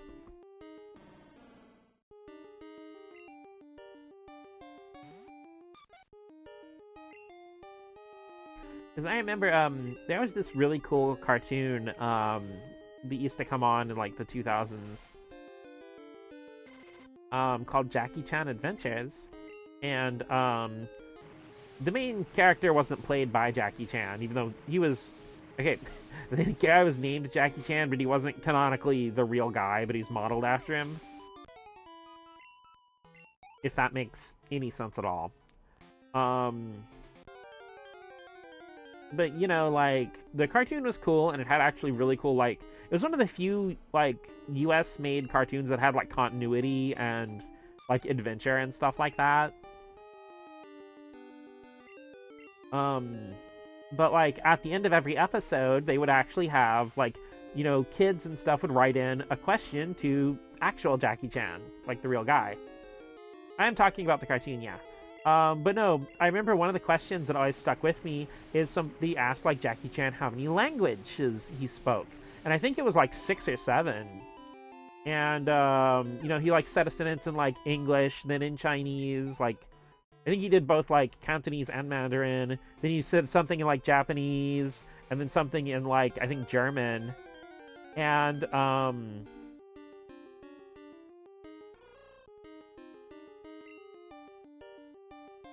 and then, like, I remember at the end of it, he, like, was trying to say something in English again for the rest of it, and he, like, messed up and, like, said 2 or 3 words in Japanese, and he's like, oh, it's like, you know, I get it all mixed up in my head sometimes, and he, like, laughed about it. And I always thought about that because, like, you can tell he's not sitting there translating stuff back and forth. He's just thinking stuff, and then, like, the languages blend together because the thoughts are starting to blend because you're switching languages so much. I'm glad that doujin works are not common in the West, so you don't have to think about translating your own work. I understand. Talking about the cartoon. Yeah. It had, like, his niece Jade and uncle and all that stuff. I remember having a crush on cartoon Jackie Chan, and get sad whenever they show the real version. Like, get that old man out of my face. Well, to be fair, the cartoon Jackie Chan is pretty accurate to what, like, he looked like in his, like, 20s and stuff when he first started. Not first started, but when he was, like, you know, acting in the 80s and stuff. Hi, Big Kyle. How are you doing on this wonderful Wednesday evening?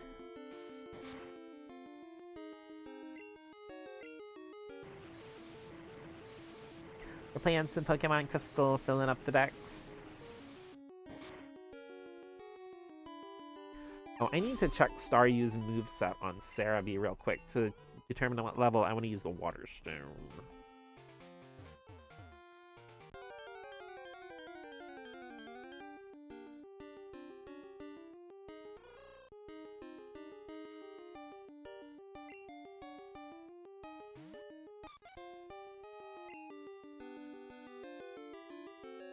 I didn't understand that when I was 7. Fair enough.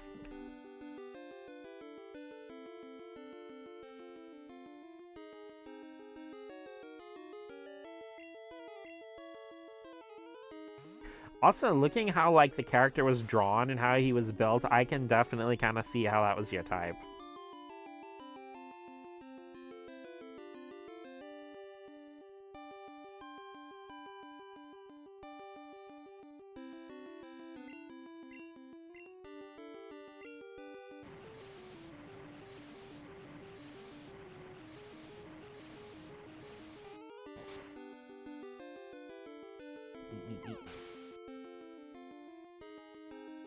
Okay, so then Swift at 25, Bubble Beam at 31.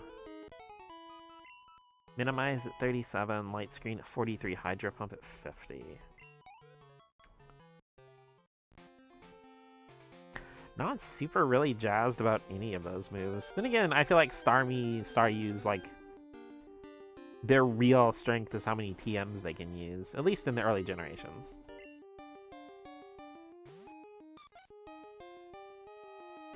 See, Starmie learns Confuse Ray on its own at 37. Honestly, not super crazy about that either.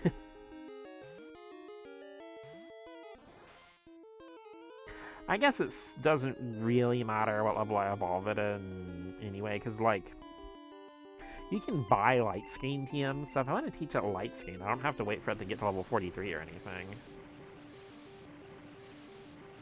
And honestly, in the older games, it's just better to use Surf over Hydro Pump, like, 100% of the time.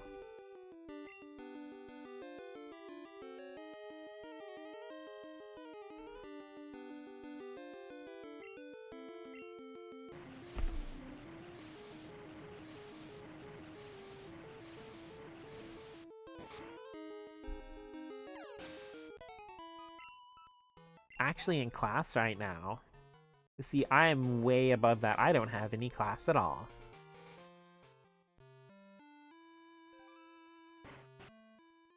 Monica used to hate muscles. Guru was in her twink arc when she was younger. So when I see these teens and young twinkies who are like, evil muscles, I like twinks, I'm always like, they'll learn.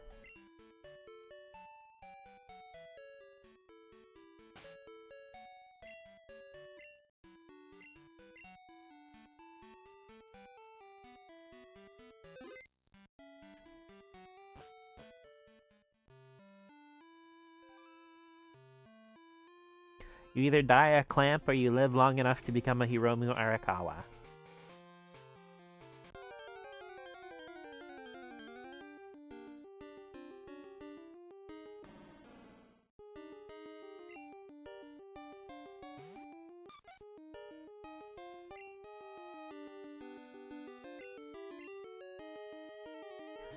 I did like strong characters, so it was always kind of there. Yeah, I feel ya.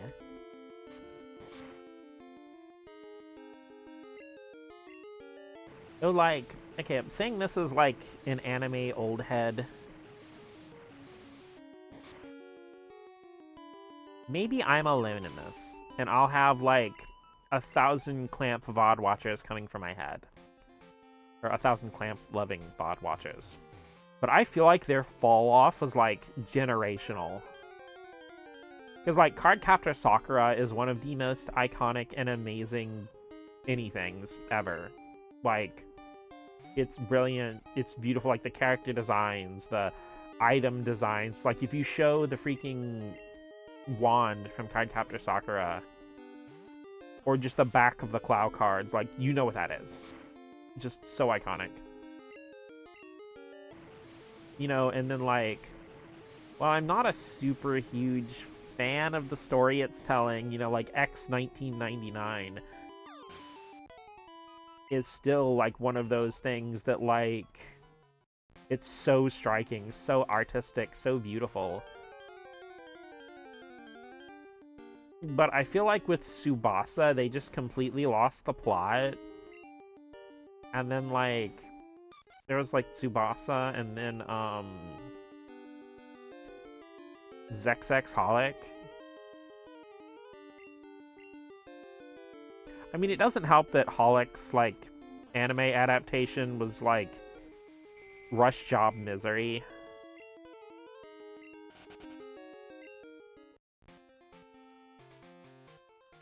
But it's like, I feel like they just lost the joy.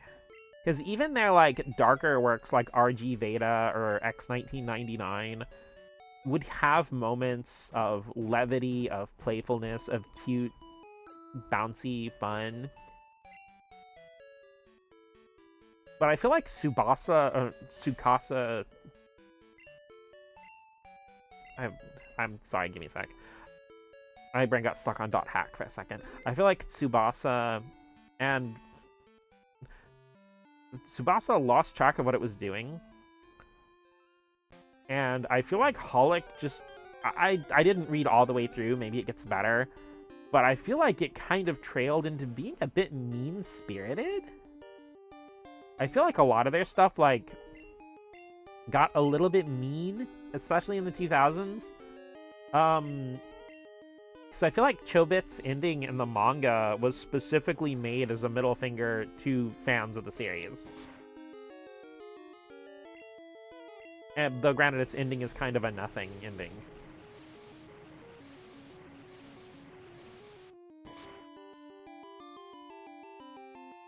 And it's just like I said, maybe I'm completely alone. Maybe I need to go catch up on their newer stuff. Maybe I need to read Tsubasa from the beginning and get a better handle on it. But like,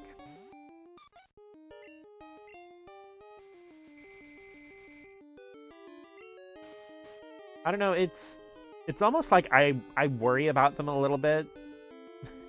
As weird as that may sound. Because I feel like some of the writing decisions for some of their later stuff was made when they weren't in... At the very least, like, the writing part, they were not in a good place, mentally.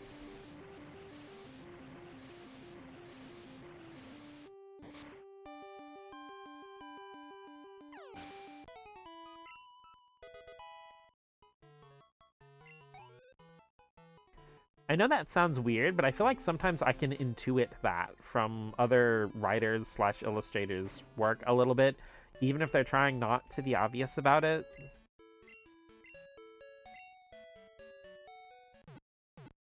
Am I making any sense?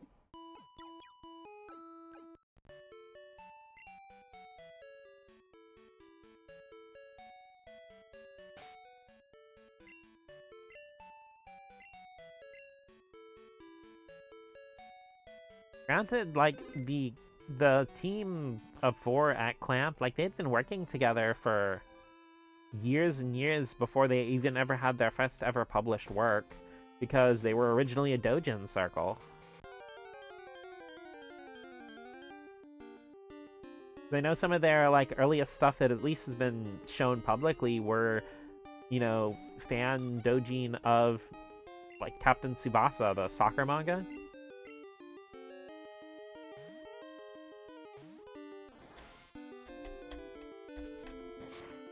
Back, I was playing Roar 2 with Seepent. Both our brains were scrambled eggs.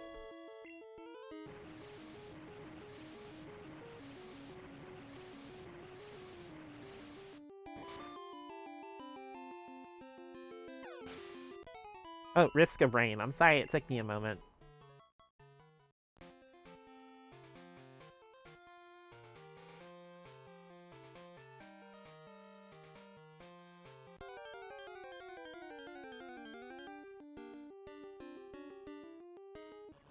But there are a lot of, like... There are a lot of games, apparently, that abbreviate with, like, R's on either sides and another letter in the middle, so, like, I have to process. Also, I actually have Risk of Rain 2 on like PS4. I should actually play it sometime. I played it for about 2 hours when I first got it, and then I just forgot to come back.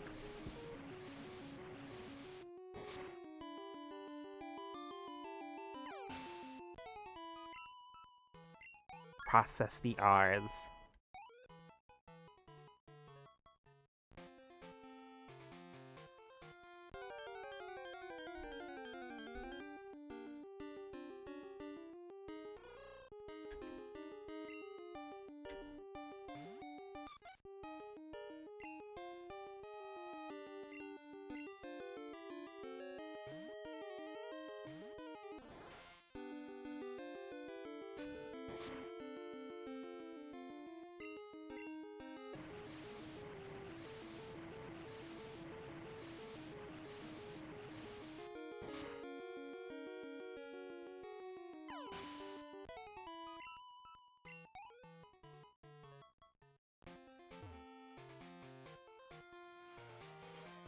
Yeah, everybody grab your sugar-free, caffeine-free beverage of choice.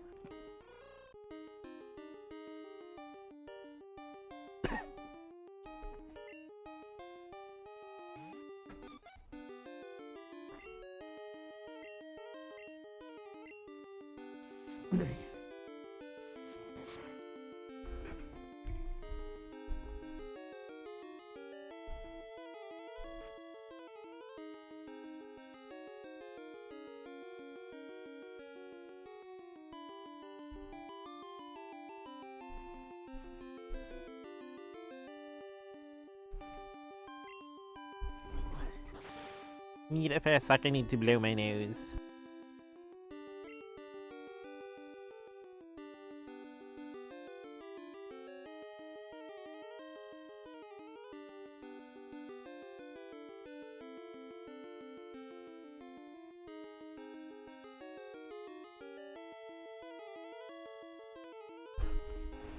Okay, the blowing is finished. You know, weird thing with the move Comet Punch is like, it has a different name in Japanese. But the move that's known in English that was introduced in Gen 3 as Meteor Mash is literally called Comet Punch in English in the original Japanese version. So even though the name was already in English, you don't really have to translate it. They ended up having to call it something else anyway because they already wasted Comet Punch on that move. Mutz, good evening. It's me, Gavin. How you doing? Let's battle. I'll be waiting on Route 26. Give me a shout when you're close. Okay, I'll talk to you soon.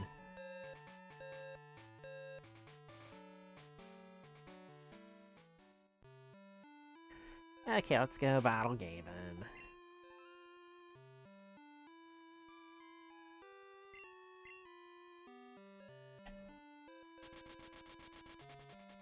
Oh wait, I should have went through Viridian instead. That way I could also go battle How.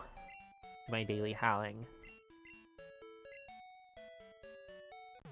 Or Cal, I'm sorry. I need a Ladian to get a magical girl mega evolution. Please, give Ladian something.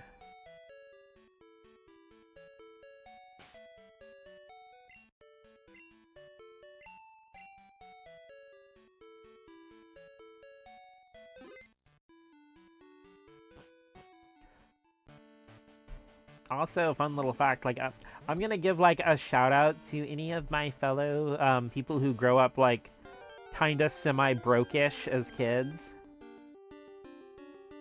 Because, like, I wasn't really, like, poor or anything. We could always have the bills paid and have groceries, but, you know, like, you still had to do all those extra things to, like, conserve money here and there.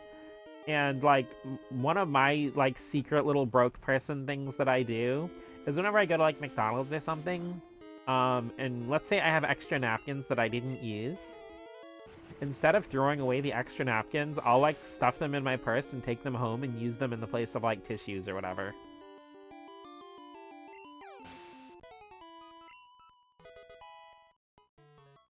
It's getting food and couldn't comment much on your manga, but I never got into XXX Holic, so I can't say much. That's okay. Star Crunch Evolution, it's Lady in time.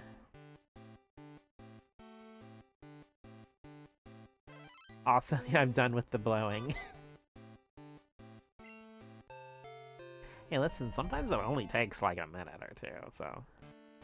Not that that's a complaint.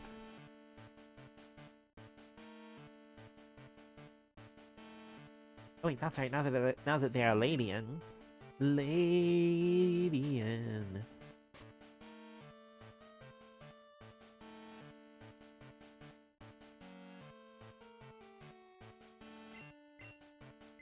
Cool thing with Ladian is that they can learn Ice Punch and Thunder Punch.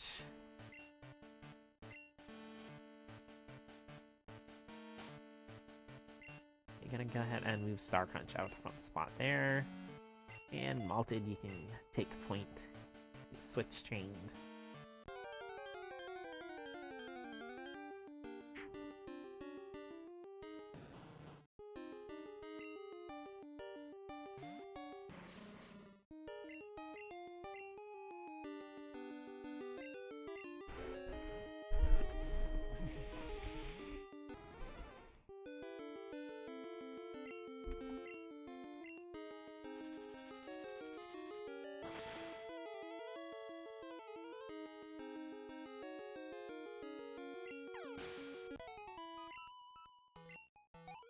You know, at least Ice Punch and Thunder Punch do more for it in Gen 2 and 3.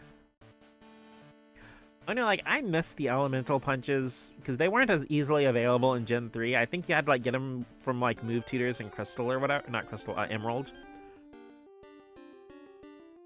But, dude, like, I loved having Typhlosion with Thunder Punch playing through Gen 2.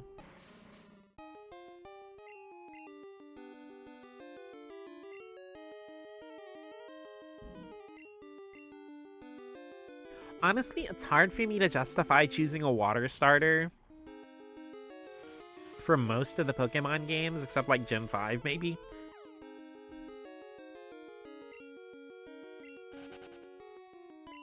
Just because, like, in the first 4 generations, there are so many water-type Pokemon, and they're so easily available. But especially in Gen 3 and 4, you know, there's almost no fire types. And grass is, like, it's still fairly common, but it's nowhere near as common as water. There's so many water types. I'm kind of glad they hung back on it in, like, Generation 5, 6, 7 a bit. Because it is weird how incredibly water type heavy the first 4 generations are. I think that's one thing that really irritated me with Hoenn's, you know, new Pokemon that they introduced. Not Hoenn. Sinnoh, Gen 4. Is that, like, the biggest criticism of the first 3 generations was that there were so many water and normal types. And then it feels like so much of the Pokemon that were added in Sinnoh that weren't evolutions or babies of older Pokemon were mostly normal and water.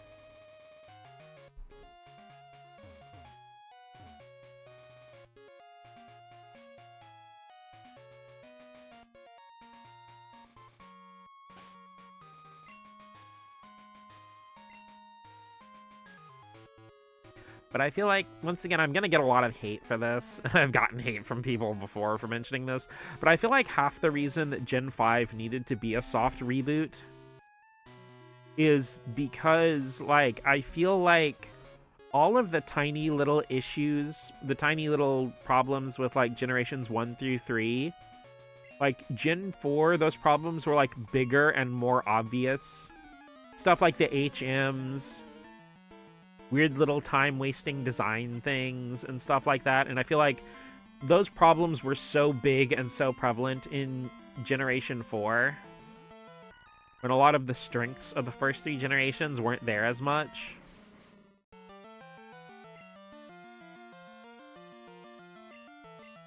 I actually fucking loved Gen 5 made you only use Noodle. Yes! I know that as big as Pokemon is now, because you gotta keep in mind, like, every generation after the first one was, like, less popular. Up until, like, Gen 6.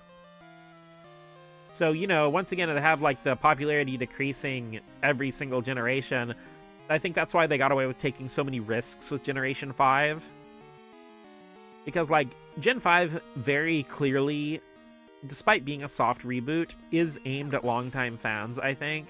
I think of any game in the series, Generations 5 and 6, but in very different ways, are the ones that are most aimed at longtime fans. Because Generation 5 is kind of a soft acknowledgement that the people who grew up with Red, Blue, Yellow, Gold, Silver, Crystal are probably in college now. So you have characters that look like they're ambiguously between 16 and 19. You know, you have, like, a better focus on story. That story, instead of just being about, like, ooh, deities or whatever, or legendaries, you know, is about the nature of Pokemon itself. Shit, am I losing frames?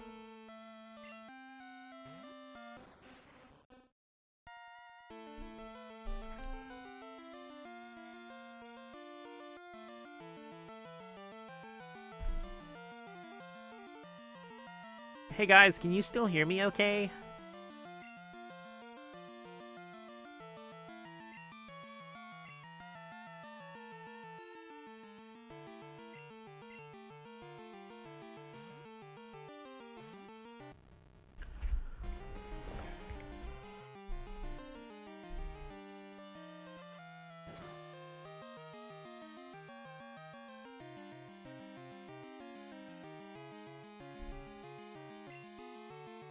Team started for a second. We're good now? Okay. Because it showed that I dropped like a bunch of frames in a really short amount of time.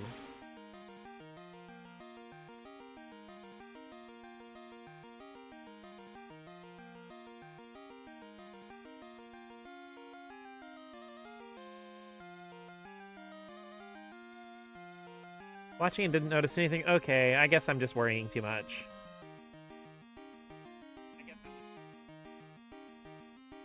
Also, if you heard an echo, I actually brought up my own stream on my phone to double check. Hee.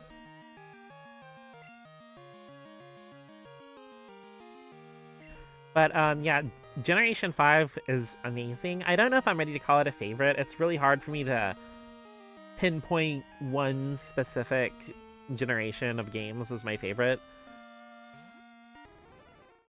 I'm very partial to Generations 5 and 6, but, like, I really love Gen 1 and Gen 2's games, but also, like, almost everything from Generation 5 onward has been amazing. Like, nobody wants to say it, but, like, the modern Pokemon games for, like, the Switch era and stuff, every single one of those games has been fantastic. I think maybe the weakest ones are Brilliant Diamond and Shining Pearl, but even they're leagues ahead of the DS Diamond and Pearl. Yeah, life is even tougher.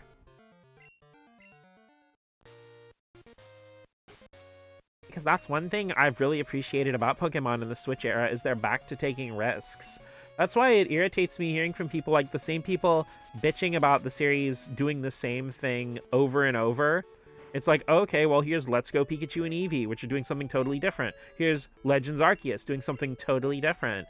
You know, here's, oh, we're going to experiment with open world design and wild areas and stuff. And they're like, no, stop doing that. Go back to the regular stuff. And I'm like, well, which fucking one do you want? Yeah, the modern Pokemon games are so good. Honestly, if there had never been the Dex cut, I don't think they'd receive any hate at all. It's just like, it became cool to hate on Pokemon when they did the Dex stuff, you know, the whole Dex cut thing. Never does the sent some to mom, like, damn, we paying rent? Oh no, actually, mom's saving money. And the cool thing is, like, the more money you send her, the more likely she is to use that money to buy items, including room decorations and other exclusive items that you can't normally get. And you can go back and take the money out or deposit the money at any time. It's like the Felicity Bank in Mystery Dungeon.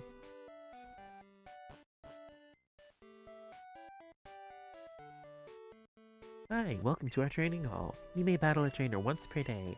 Cal is your opponent today. Would you like to battle?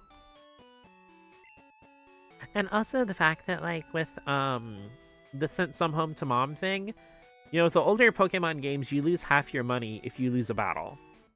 But it won't half your money that your mom's holding. So any money you deposit with her is safe. I traveled out here just so I could battle you.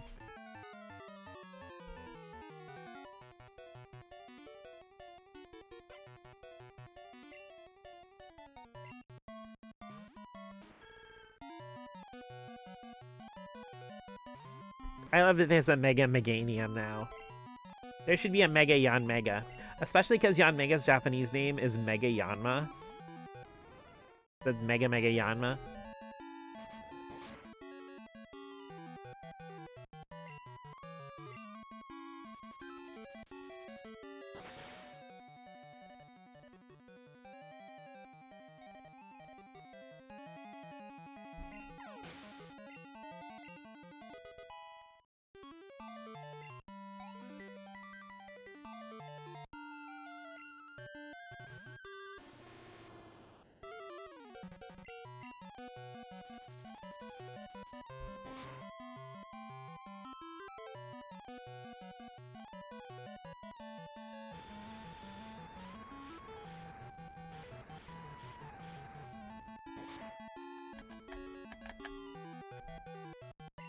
Because I am very interested to see what megas are going to be in the DLC for ZA. Heard you say Megatama, which just means mega balls, and I mean, we can have that too. I won't be mad. That's one thing that always made me a little sad, is that, like, the pun for Gintama doesn't really translate.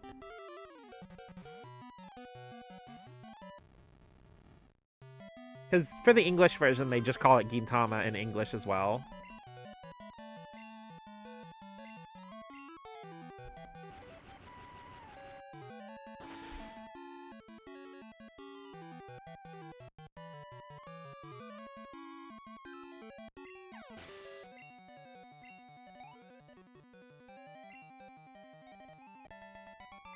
Which I kind of appreciate. It's like one of the things with Okami is that I know that is the joke. What I mean is, like, there's no real way to communicate the joke in other languages because it's such a Japanese-specific pun, like slang. But it's like, I do appreciate that the game, like Okami, they didn't translate the name because, like, that's also a pun because, like, you're a god, like a kami, Okami, but also Okami means wolf, and so you're a god reincarnated as a wolf, so you're like Okami, but also Okami. And one wrong mispronunciation, you actually say gold balls. Just, yeah, I know, it's really good. I love it. It's a rock solid freaking rock solid pun.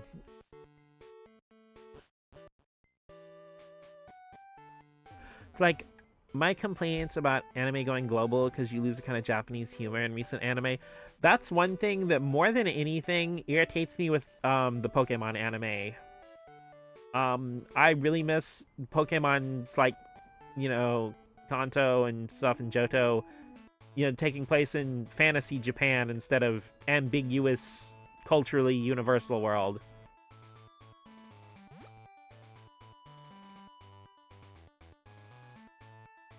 It affected the games too. Like, I have a mild dislike for, like, the Pokemon games having just like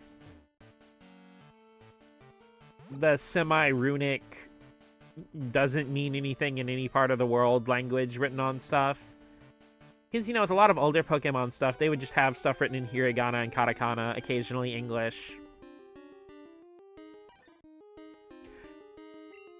And especially since post, from Gen 5 onward, one of the things in Pokemon has been about, like, showing cultures and stuff like that from all over the world and how they are in the Pokemon universe. And I feel like having everything in the world use the same language, like written language, takes away from that a little bit.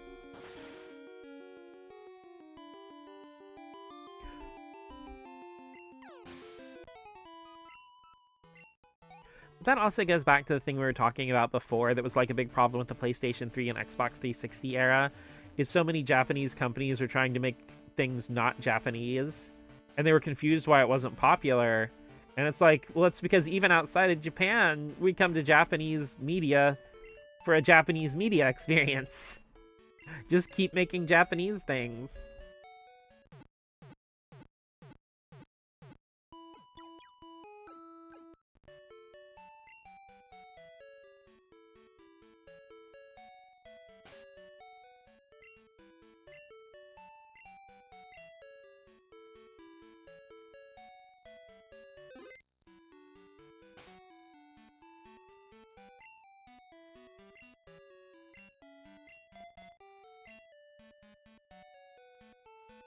Snapping. What are we snapping at? Oh, I'm sorry. I thought you meant snapping like going nuts, not like... I realize now you're doing the girlfriend, kind of thing. Okay, let's go to Kurt and grab my balls. And after that, we should go ahead and... K-pop's falling into it as well. Yeah.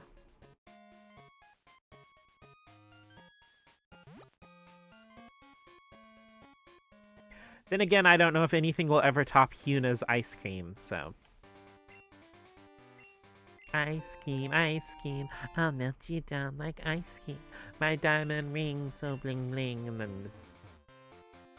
Listen, I apologize. Occasionally I'm one of those English speakers who just sing the Korean or Japanese song. Like, I sing only the English parts and then just mumble along the tune with the rest.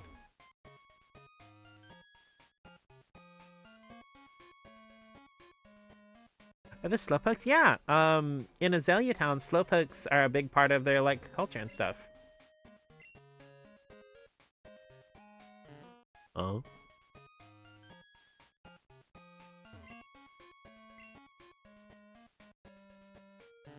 Oh?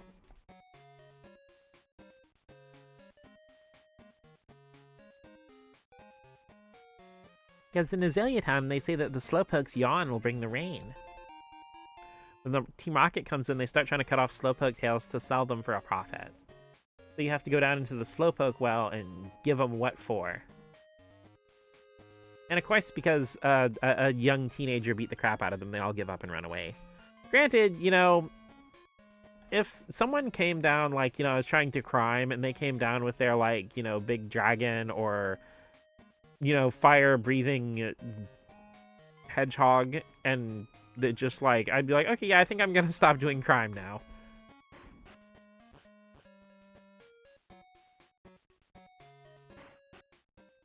It's like, it does irritate me. Like, there are some things with Pokemon, like, when people, like, make Pokemon content and stuff, that really, there are, like, 2 or 3 big things that rub me the wrong way. The biggest one is when everybody refers to every single Pokemon protagonist in the games as being 10. It's like, no, in the anime, Ash was 10, and in the anime's continuity, 10 is like when you can get a Pokemon license, but that's not true in the games, and literally no character in the game has canonically been 10 years old. The main characters of Red and Blue and the main character of Sun and Moon are canonically 11. And every other character is somewhere between, like, 13 to 17, 18. I'm pretty sure in X and Y, your character's over 18. And I'm very sure they are in ZA. But I hate everyone going like, oh, they're a 10-year-old. And the other thing I hate so freaking much is them acting like Pokemon are like Yu-Gi-Oh! Holograms or something. You know, like, you'll beat a Rocket Grunt or something like that, and the person will be like, well, why'd he move out of the way? You know, it's not, all I did was beat him in a Pokemon battle. And it's like, dude, okay, if this kid has a fire-breathing dragon that'll do anything you say, and he just stomped your fucking rat and your dog, you don't have anything to defend yourself. They have a fire-breathing dragon. If they say, hey, could you get out of the way? You're gonna say, yes. Because the Pokemon are actual real creatures that can do actual real things. But granted, I feel like that also is one thing that a lot of, at least people in the US seem to have problems with, is taking media exactly hyper literally and assuming the rules to whatever media apply in universe too. Which, like, yeah, in the games you can't attack a human with a Pokemon, you know, for gameplay reasons, but that doesn't mean in universe it can never happen. Yeah, like Legends Arceus, because that's one thing I really liked with Legends Arceus, is like, well, make yourself useful or we will just send you out there to die. And they just, like, they literally say die. Like, they don't dance around it.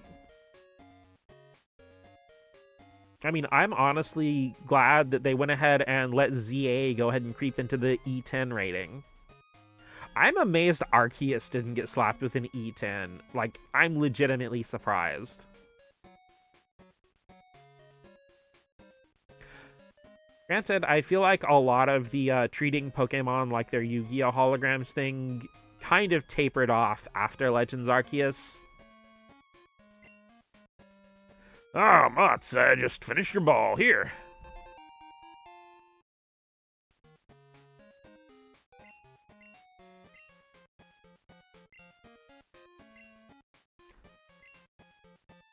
Fuck it, we ball.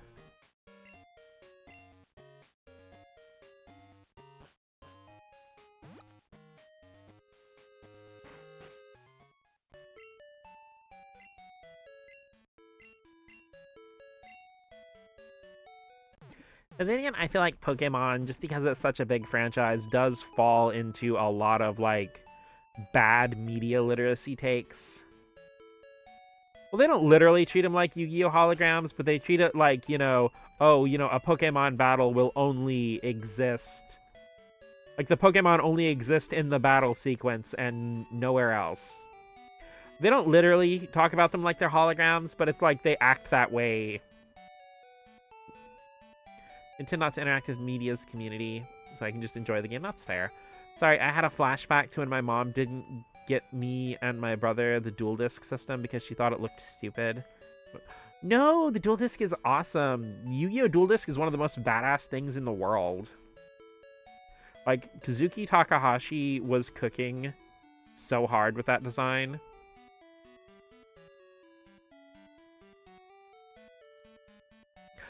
Though that does bring me to, like, okay, I'm pretty much going to be wrapping up the stream. I'm not really going to do any more gameplay. Really, I'm just going to rant a little bit because that brought out another rant in me. It's like, I am an enormous fan of the original Yu-Gi-Oh! Manga. And it irritates me so much that it has never gotten a really good adaptation. I mean, like, I'm grateful for the Studio Gallop anime. My brother was so sad. I actually have a dual disc from the original Yu-Gi-Oh! Gen 1 run, and I still have it and it still works. It even still does the thing where it'll, like, clap together in the middle and then snap into place. But I'm grateful for the Studio Gallop anime for introducing Yu-Gi-Oh! To so many people and making it so easily available, but they fucked up the story so bad, and they bent the story over backward to try to get more trading cards in it. Listening to the Pokemon thing, but mention of Yu-Gi-Oh! Reminded me of that part of it. Oh, no. I actually love talking about Yu-Gi-Oh! Too. It's another thing. I don't get to bring up Yu-Gi-Oh! As much, because the entire franchise is so centered around the trading card game. I've seen some of the Season 0 Yu-Gi-Oh! Anime, but I need to read the original manga. Okay, the Season 0 stuff, first of all, that's going to be another Rain, and I don't mean this in a bad way, Rain. That's going to bring up another layer of this rant that I'm going to get to, that you reminded me of. But it has never had a really good adaptation. And I don't really like that the Toei Yu-Gi-Oh! Anime is referred to as Season 0 because it's not produced by the same company and it does not have continuity with the Studio Gallop anime or the Duel Monsters anime. Like, the anime is dead for some reason. That's because the anime has been... Okay, the newer anime, the Yu-Gi-Oh! 7s and its things are so completely different. Looks so cheaply done. It just looks like every other trading card anime. And the monster designs don't really feel very Yu-Gi-Oh!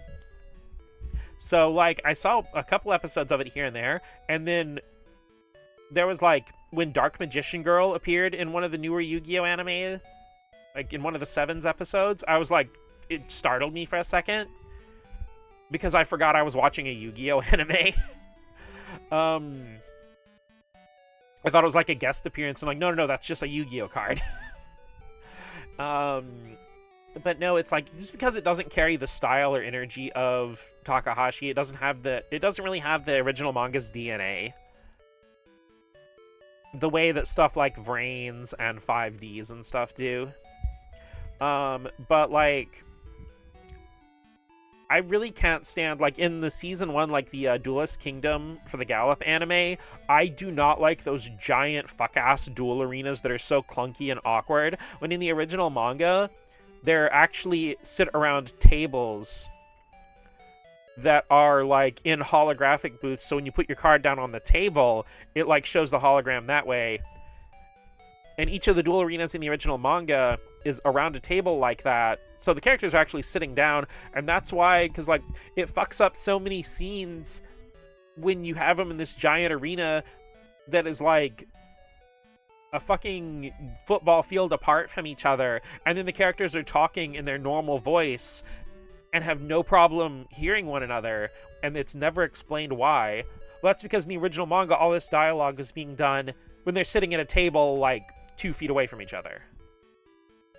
And it fucks up with another thing, because, like, I remember in an interview, the interviewer asked Kazuki Takahashi if there will ever be, like, online duels or something in the Yu-Gi-Oh manga, and he said that while it's wonderful that it exists in real life, he felt like one of the most important things for the manga was characters being able to speak to each other directly and see each other's faces, because the physical reaction to one another's moves is part of the gameplay. Like your facial reaction stuff. So I always loved those arenas as a kid. There's nothing wrong with liking it. I'm just saying what bothers me particularly. There's that. And like, the thing is, if they had rewritten stuff around it, maybe it wouldn't bother me so much, but they always just felt really clunky and awkward to me. Of course, the anime was my first exposure to Yu-Gi-Oh! So like, after going to the manga, I'm like, okay, all these scenes make way more sense now. Maybe, I guess they thought that the characters sitting at a table wasn't epic enough for the TV show or something.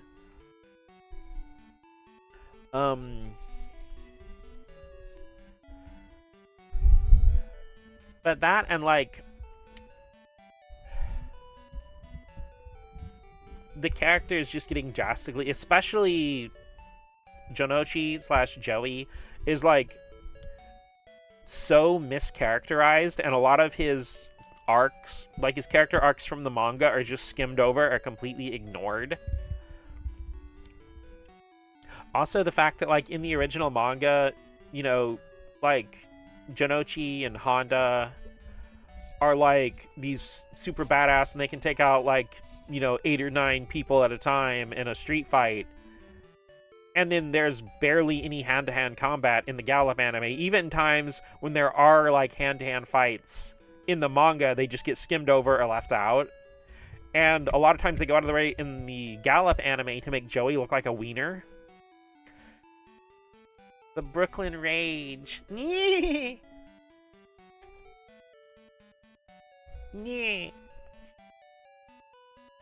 I mean, I actually think the Brooklyn accent was a good localization choice. Because there's really no way to translate the informal kind of street punk of Japanese into English very well. So giving him, like, the Brooklyn accent to make him sound a little more rough and informal, I think was the way to go to get that across to English speakers without too much explanation. That's the thing, is, like, the Studio Gallop version did not let his Brooklyn Rage fly. He should have been free, like a little pigeon.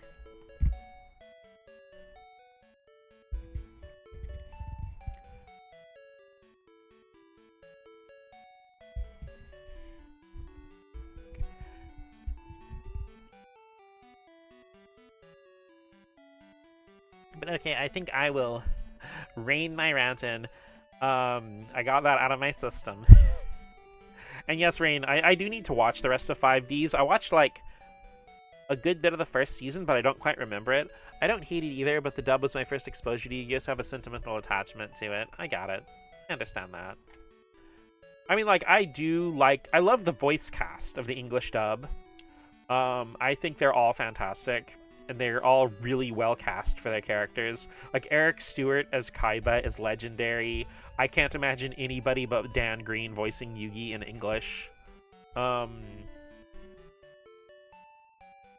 No, but what I would, like, in my perfect super wonder amazing world, if I could just bend reality to my whims, is I would have, like, a close manga accurate anime for Yu-Gi-Oh! And for the English dub, I would want it, like, accurate to the Japanese script as much as you can while it's still making sense and following lip flap, etc. But I would want the original 4Kids cast to dub it in English, because they actually did dub a much more Japanese accurate, uncensored Yu-Gi-Oh! English dub with the same cast. And it was like a DVD exclusive thing in North America, and it even had like the Japanese like dialogue, like there was actually a Japanese language track, because infamously 4Kids was one of the only anime dubbing companies that would not release, like, because most English like anime DVDs will also have the Japanese language track and subtitles. Or if like there was stuff like with Dragon Ball, it had like a edited down version for like Y7 Saturday morning TV standards. And then it would also, but the DVD releases, you also have the option to buy like an unedited version, which would just have the Japanese version and have like the Japanese language track and everything. But 4Kids would never do that. There's, to this day, even after 4Kids, you know, fell apart and died, no Pokemon anime DVD release in, at least in America, has ever had a subtitled and unedited Japanese version, ever. There has never been a legal way to purchase Japanese, like, Pokemon in America, like the anime.